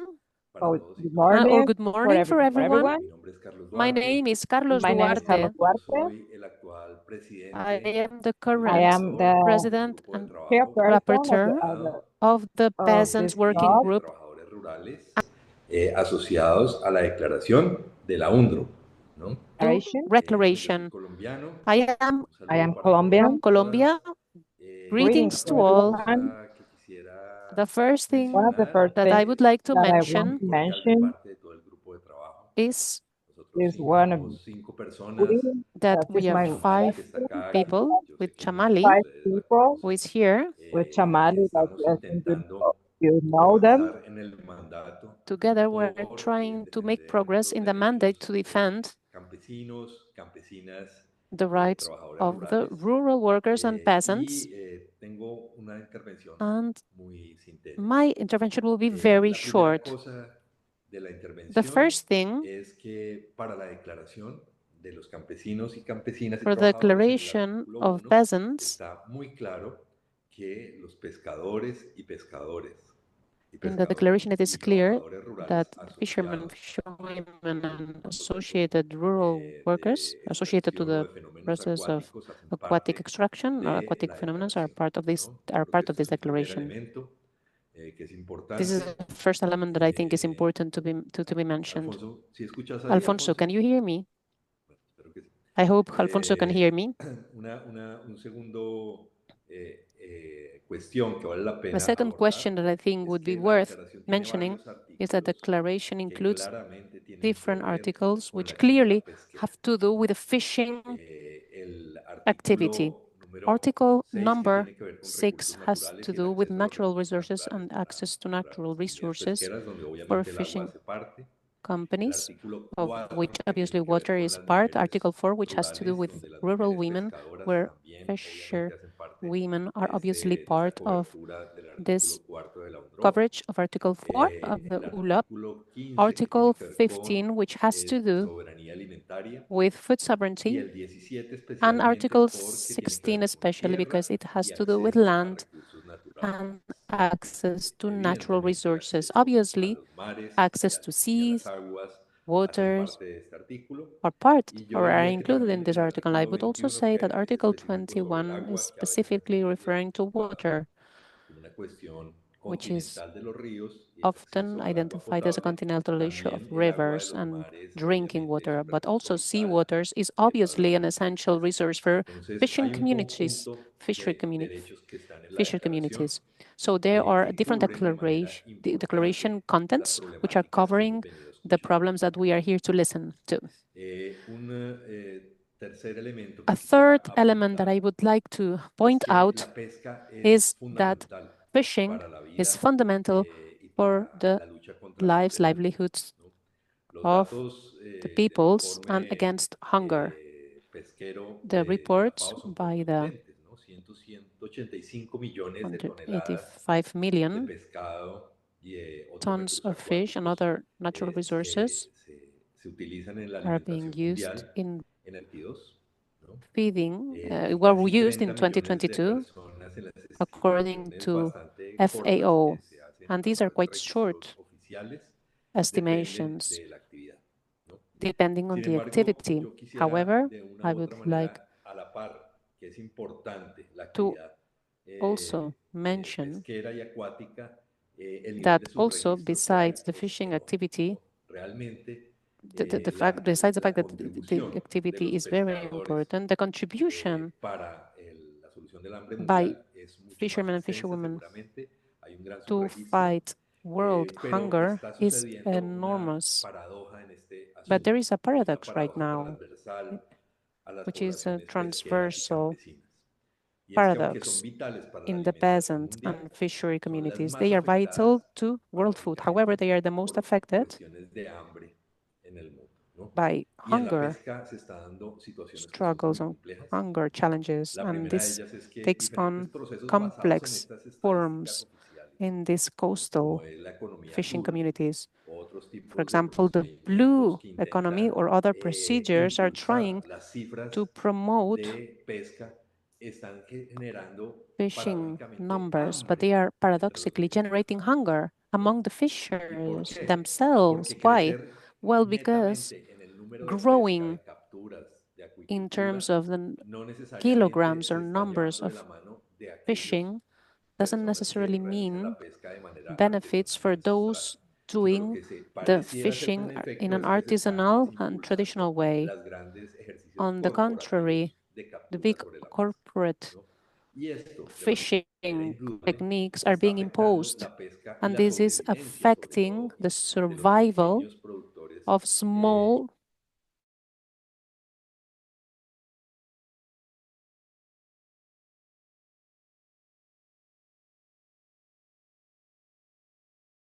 producers, small Africa, Centroamérica y el Caribe Central y America, América and the Latina, Caribbean, el in Latin nivel America. de The pesca level of industrial industrial está haciendo que las fishery is poblaciones de causing pescado bajen the de fish manera populations to decrease dramática. dramatically. Y esto tiene And this efectos sobre el has hambre y la serious effects sobrevivencia de on los mismos pescadores. starvation Otro efecto for fundamental the es que se fishermen está and their generando livelihoods. una, Another una important effect construcción de is materias that primas de harina de construction of pescado que a raw la par que materials desplazan such el as trabajo de fish muchas flour mujeres being que están encargadas de created and trabajar which y is convertir esta harina de displacing pescado, the job many está women who produciendo una are working in relación this, desproporcionada and porque they es harina de are pescado que se necesita para la disproportionately alimentación animal affecting en los países del norte, um, en the Europa, en Estados Unidos, the en way it China. is used in China, Entonces in se the da la United States, paradoja de this que el fish pescado flour is no se being consume, used por lo to menos feed the ahorita, en los animals. lugares So donde está it is pescado no y se lleva longer para que se the people alimenten las inhabiting these vacas, areas los who are pollos, producing los this cerdos flour, de los países del but norte. the Esta pigs es una and the cows situación que es muy and the other preocupante, animals, ¿no? the cattle Y una in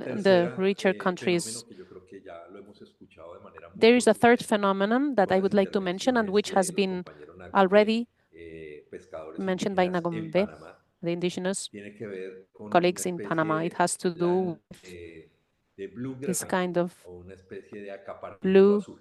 grabbing No plan, solamente sobre los not recursos just pesqueros, on ¿cierto? fishing Sino resources, también but sobre also todas las over potencialidades turísticas all que tienen touristic muchas potentialities that zonas many of donde these viven los coastal peces. Y areas el have, caso del where the estudio de fishers live, Veraguas the fishers ilustra de manera communities live. muy fuerte And esta this case situación. of Veraguas is ¿Por qué? strongly Bueno, los illustrating the compañeros lo han situation. mencionado. Our El escudo colleagues de have Veraguas mentioned the afecta a la Escudo de Veraguas comarca Isle of the desde la Ngäbe misma ley que produjo la comarca. district, and there Allí was se a establece local esta law ley. Luego, a establishing those través de un areas. decreto, A se decree, crea afterwards, a decree una created gobernanza a ambiental environmental de los governance pescadores indígenas Nagombe of sobre Ngäbe, el indigenous escudo de Veraguas y el fishermen área and fisherwomen marítima, on the ¿no?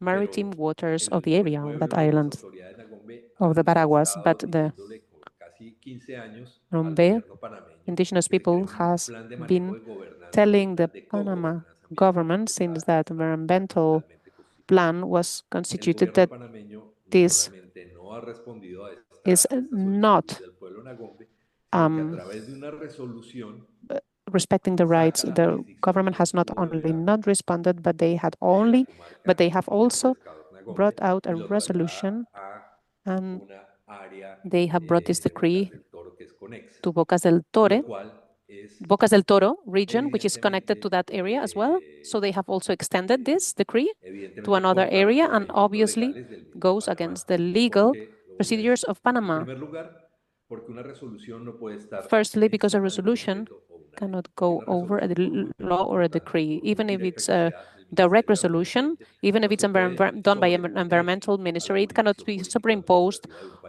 on the political administrative legislation or law of the country where environmental governance of the region had been assigned and allocated. And the second element has to do with the fact that even if they had to do that, they should have carried out a consultory process, and they should have consulted with the people, and they haven't done that. Of course, this has been a totally hostile action. The government has not even consulted the people. Third, environmental directives cannot be applied on these areas because they are environmental protected indigenous regions, fishing region, where there is no environmental governance plan that has been jointly applied. So the Panama case, my dear friends, in the Ngäbe, in the Escudo de Veraguas Island, is illustrating something clearly that is not only a problem of the indigenous of the Panama indigenous peoples, but something broader. These issues are responding to environmental interests. We want to preserve the environment, but these conflicts are responding to economic interests on touristic potential of the Escudo de Veraguas in this case, or touristic extraction of the sea wealth and they are going against the resolutions and declarations of the indigenous peoples in the international declarations and the peasants communities declarations like UNDROP. So there is a group of interests that are intermixed, and I just think that this global fishermen forum, the rapporteurs of these communities and our rapporteur of environment and human rights can generate a process of discussion and the evolution of this process to this problematic situation, which is producing hunger directly on the Ngäbe people. They are not only violating their rights of territorial participation, it's even more seriously, it's directly producing hunger and starvation on this indigenous community. I hope the situation can be changed to end as a working group. We think that land and sea are clearly connected, and they are both posing a very serious situation where we think that the space where peasants and fishers need to live is not a flat space, but a space that is one unique territory responding to land and water. And this week and the next, we are asking the citizenship to respond to our report that will be presented before the Human Rights Council on the situation of peasant and rural worker territories at the world scale. And I am hoping, certainly, that we will have contributions from the forum by the organizations, the social fishing organizations to this declaration, because this is a way of understanding territory as something between the land and the sea, as a complex setting, the habitat of fishing communities, the habitat of peasants communities. And this is my contribution. Thank you very much for your invitation. It is an honor for us to be here. Please count on our support as a working group for this situation in Panama and any other situation that our fishermen and women colleagues have been illustrating and telling us in this session. Thank you very much.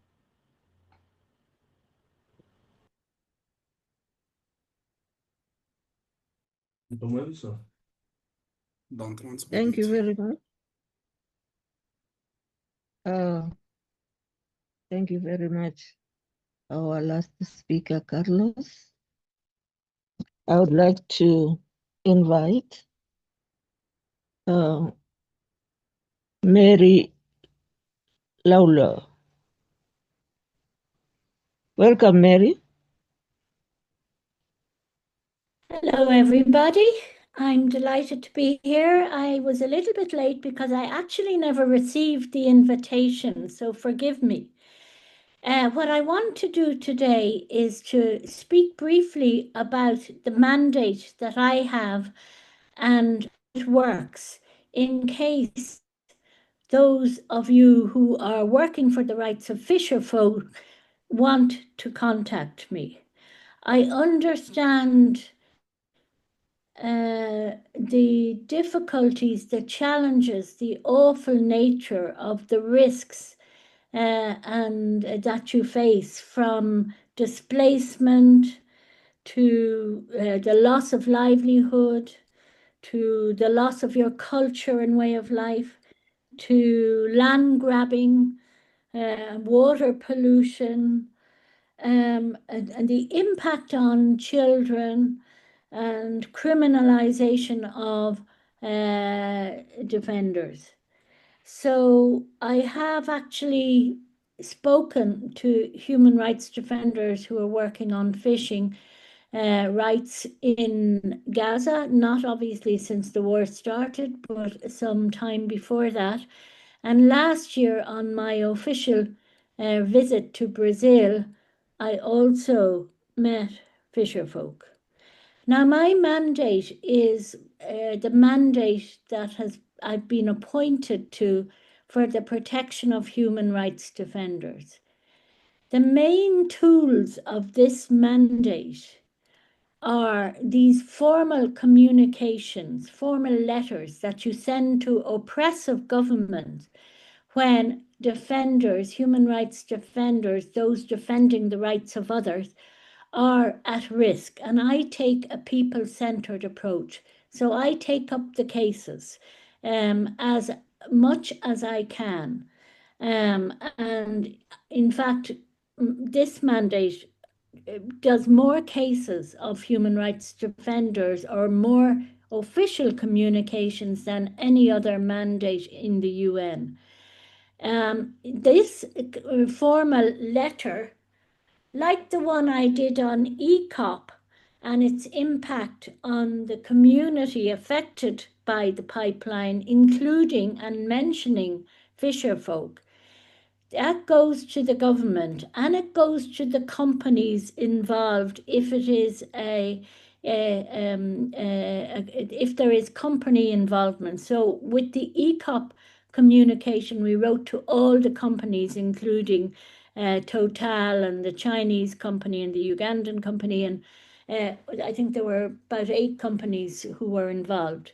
Now they get 60 days to respond, and then both the formal letter that I have sent to the government and the government's response and the company's response, when and if they respond, becomes public. Now, the other thing that I do is I follow up with governments. I follow up with online with governments. I follow up orally with governments. I meet them when I'm in a country, or I meet them online, or I meet them in Geneva. And I try and follow up every 6 months to see whether or not the communication, the letter that I've sent has had any effect. And we know that in 25% of the communications that we send, the letters we send, there is a positive improvement in the situation of the human rights defender that I've taken up. But I always say success is collective, and I always say that it's people on the ground who will change things. What I can do is advocate at the international level and bring yours to the international level. And I will do that anytime that, I can.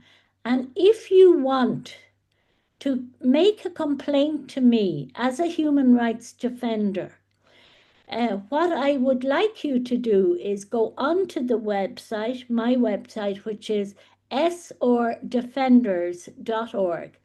And if you go onto it, you will see a form that you can fill in and just stick to the questions that are in the form. We don't need tons and tons of information because I can't take up the whole issue of fishing or do the work that you're doing. I can only try and protect those of you who are working for the rights of others from being targeted and criminalized.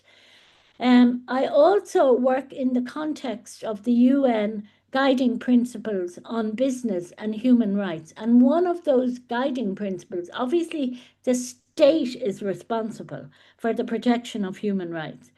Companies are supposed to, the second pillar is that they should respect human rights. And the third one is access to remedy. Now, it seems to me that what is missing from a lot of the information that I get is that when I am taking up one of these cases of a human rights defender who has been targeted in the context of business and human rights, the company has never done any meaningful participation with the communities affected. And under the UN guiding principles on business and human rights, you are supposed, the company is supposed to have to do this, and the community is entitled to free, prior, and informed consent. And these are things you should remember when you're advocating yourself. So I would say to you, because I have no direct communications from defenders working on the right to water and the sea and fishing and the impact that it all has on fisherfolk communities. I have never had a complaint from any of you. ECOP complaint came from other people, but it wasn't the fisherfolk. I just added in the fisherfolk myself. So please do get in touch with me if you want me to raise your case with your government, and I will, because that is my job, and I am really wanting to do it properly. So I don't think there's anything else that I will say at the moment, but I just wanted to say to you that I am here. Go onto my website. It's in English, French, Spanish, Arabic, and Chinese. I'm afraid we've no Indonesian though. But anyway, you will be, and Portuguese, you will be able to access the form there. You will also be able to access resources of where you might be able to seek funding, for example, or training, for example, or things like that, and which will help you in your advocacy and help you secure the rights that you are entitled to. So thank you very much.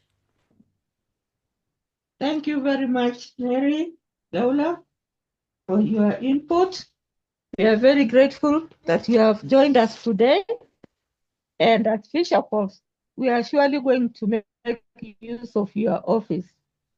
It's the first time we are hearing the people or whoever is representing the defenders because of this issue of criminalization. Thank you so much. Now, I would like to welcome our General Secretary, Mr. Herman Kumara. Yes, you have the floor.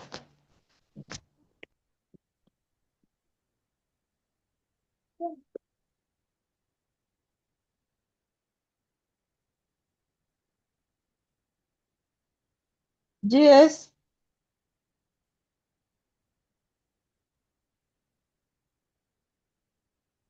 Okay, sorry, Christiana. The problem was I was not given the opportunity to unmute. Now only I got it. Thank you very much. So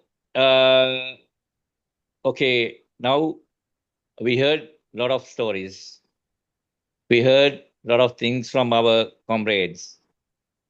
From Panama, from Alaska, Ecuador, from Uganda, from Indonesia, and many parts of the world, everywhere, people shared about their difficulties. Yes, we are facing difficulties. Many of our comrades complain against the government. The governments are not in favor of the people. The governments are in favor of the corporates, the companies, the exploiters, the big trawlers, aquaculture investors. So we are the victims. We are the victims of this crisis, the capitalism. So the greedy few are trying to overexploit these resources, which we all can share and live in harmony with the nature. I am just speaking at this moment with the very disturbed situation because of this climate crisis. My people, around 2 million people, they are displaced. More than 1,000 people are dead, and around 5,000 to 6,000, it's not really clearly documented. Houses are fully damaged. Around 7 to 8 places are totally buried. The bodies will not recover and not bring out because of the climate crisis. So the Ditra cyclone created this havoc. So we all are in a real difficult situation. But we heard a lot of things that what we are doing as the fisher communities, the fisher peoples in the world. And we are proud to say that the World Forum of Fisher People, the journey we began last November 2024 from the General Assembly, the 8th General Assembly in Brazil, we were able to gather, we were able to mobilize our members, our people, our assemblies, the Women Assembly, Youth Assembly, Indigenous Peoples Assembly, and also Indian Fishers Assembly. All these were really engaged and they really mobilized our communities, and we are not saying only our grievances. We say we are ready to change together with all the food producer groups. And we reaffirm that at the 3rd Nearly Global Forum, when we had it in Sri Lanka last September. So the convergence of food producer groups and also the others, how we need to work together, how we need to work together to change this system, change this work. And we said that it's for system change for now or ever. So that's a message that we will carry out, emerge from the Nearly Forum. So we hope this spirit will move. That's why when we come to 5th of November, that we initiated the International Fisher Women Day. So we declared at the General Assembly in Brazil, and now we were able to establish the International Fisher Women's Assembly on 5th of November. And starting from that day, we began our journey within this 5 weeks from 5th November up to 10th December, and today is 12th December, of course. And we say during this period, we will mobilize our people.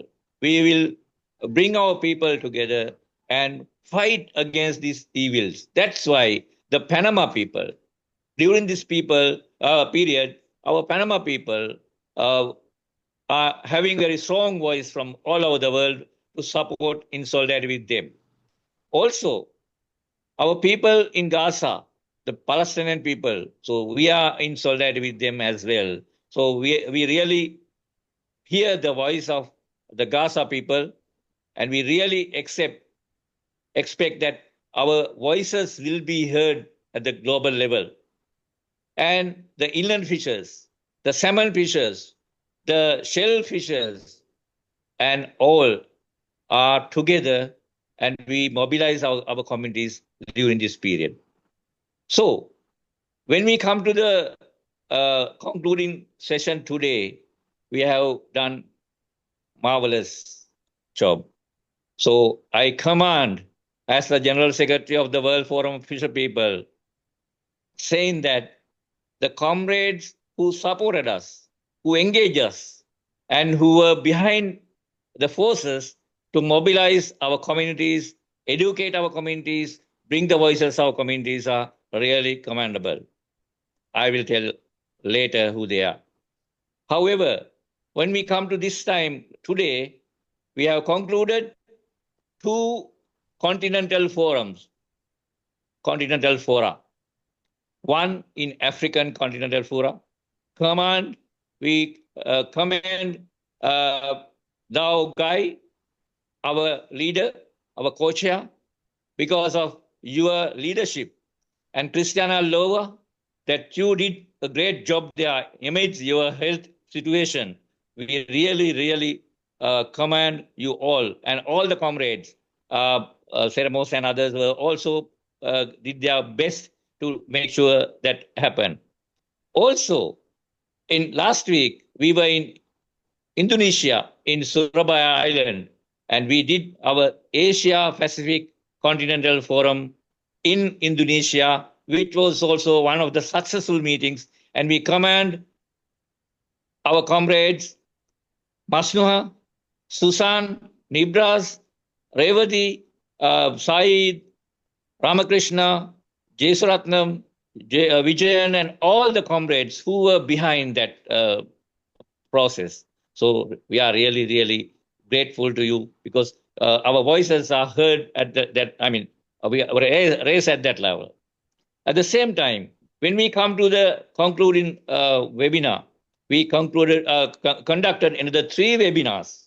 One on Fisher Women's webinar that was organized by Sneha, PA Coalition India, also Media Collective, NFF.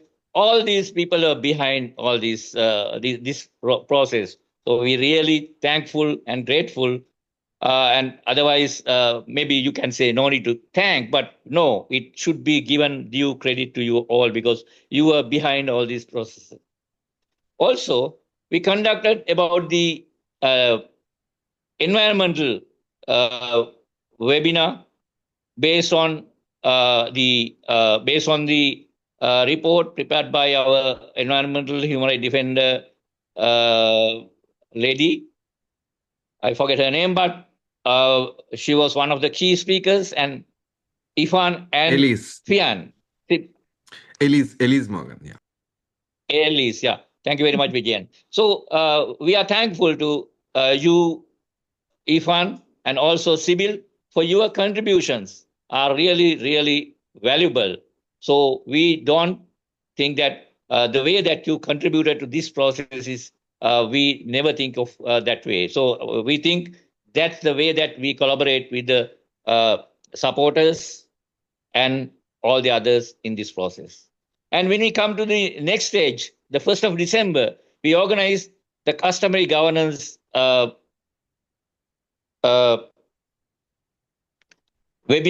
which was organized by TNI, Transnational Institute, together with Carsten and the people behind that, Jordan and Masakundisi, Carmen, and many people. So I just want to say the names because it's a movement. It's not a one-man show. It's a kind of a collective effort that we are performing at this level. So in that, we are moving up, and we are raising our voice in the global level. So that is really important. So because we are not only a group that we just saying about our grievances. No, we will find our way. We will find and fight our to find our solutions. So in that, the today's webinar, so really grateful to Focus, Shalmali, and Park Coalition, and all the other comrades who were behind this, Vijayan, Jones, and all Ashima, many people behind this. So thank you very much. So this is a great success. This is a great success, 5 weeks. And also, we know that in between 5th November up to today, the 21st November was there. So that was a great movement. That's a peak of our campaigns because the World Fisheries Day is celebrating all over the world. Now, we are proud to say that UN also, though they are saying that it's a day of world fisheries and aquaculture. No, we don't want to be aquaculture. So we say it's the Fisher People's Day. So we celebrated very strongly in many places. And if I never mention about the struggles of fisher women who really engage in Indonesia, in Para Island, leadership with PPNI, that's Masnuha and Susan, Kiara. So all these people were contributed. And also in Sri Lanka, my comrades, the Srinukti Fisher Women Organization and the NAFSO, they all did the great work on that. I mean, bring these voices, the women's voices heard in the upper level. So that's really important matter. So I think we are concluding a great 5 weeks campaign today. So I'm really privileged. I'm really proud, humbly proud, and we are really think that together we can do a lot of things. So the supportive organizations like TNI, Focus, FIAN, Park Coalitions, many organizations like that, they were all together with us. So thank you very much, comrades. Your contributions are really value and really counted. So in that, I should say, together we can do a lot of things. I conclude, our struggles will never end. Our way forward is non-violent struggles. We really thankful to the people from Palestine, Gaza. Amidst all these crises, they were with us today. So I think that's we really grateful, Annelien, and also Saad, for your contributions, and we are with you. So the Viva Palestine, Viva. So we are with you. And we say, long live World Forum of Fisher People, long live small-scale fisher people, long live fisher women in the world, and also long live all the oppressed communities in the world. And together we win, and we are together through the Nyalini process in coming days. Thank you very much. I think, sorry, Elise, yes, ICSF was behind us. I forget that. So thank you very much. You are also really instrumental to many of our communities to build up. So thank you very much. Thank you all. Thank you, our General Secretary, Mr. Herman. So now we go to section 7, question and answers, and dialogue. And we will do this. I can hear a language interpretation in the main audio. Can you please check? I don't.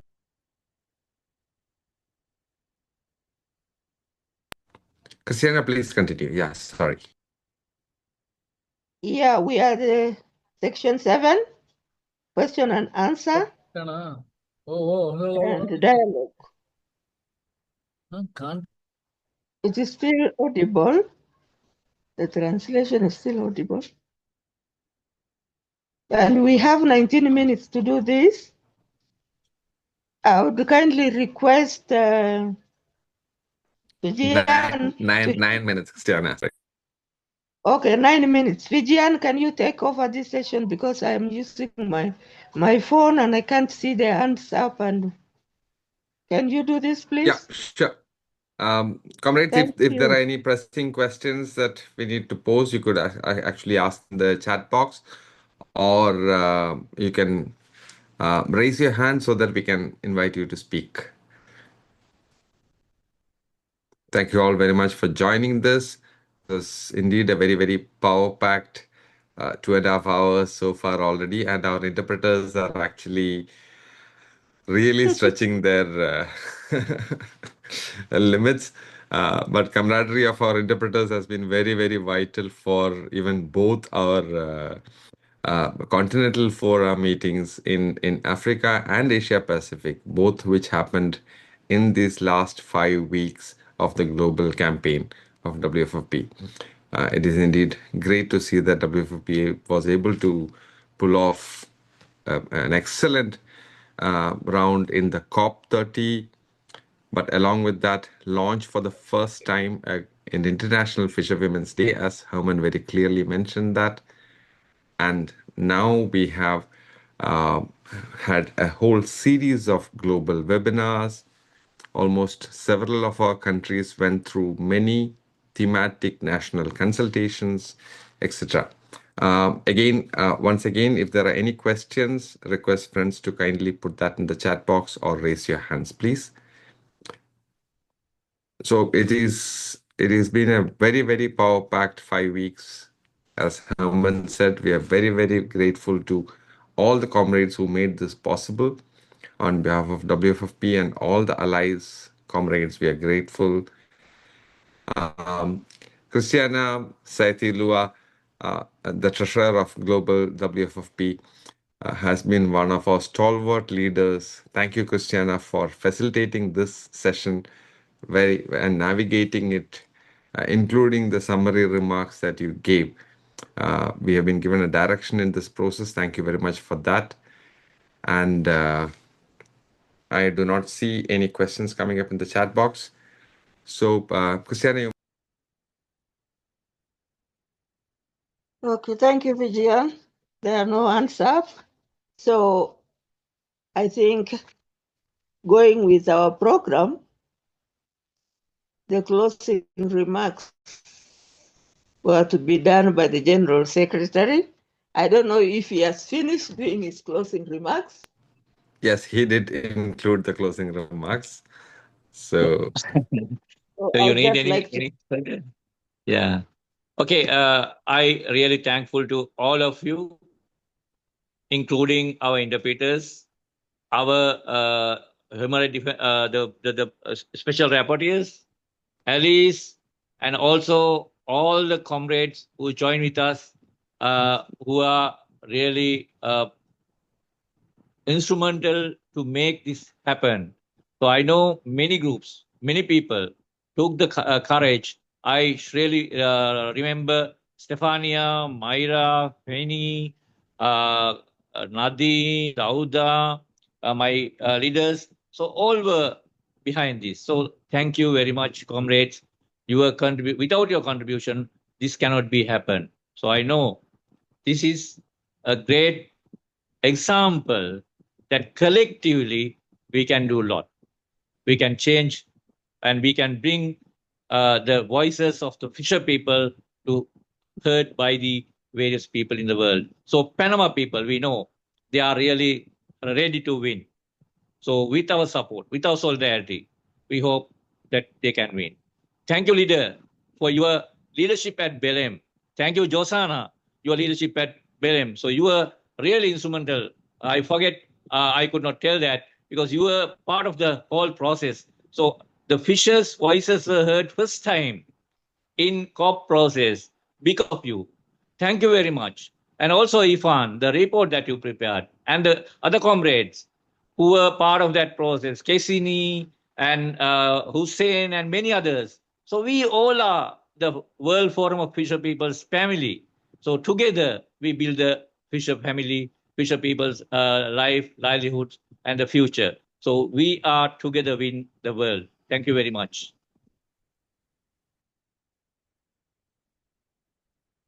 Thank you, General Secretary. Thank you, everyone. And have a good evening, morning, night. See you again soon. Bye. Yes, great indeed. Thank you very much, comrades. Salutes to each one of you. Bye-bye. Bye-bye. Thank you. Thank you. Thank you. Bye-bye. Bye. Thank you all.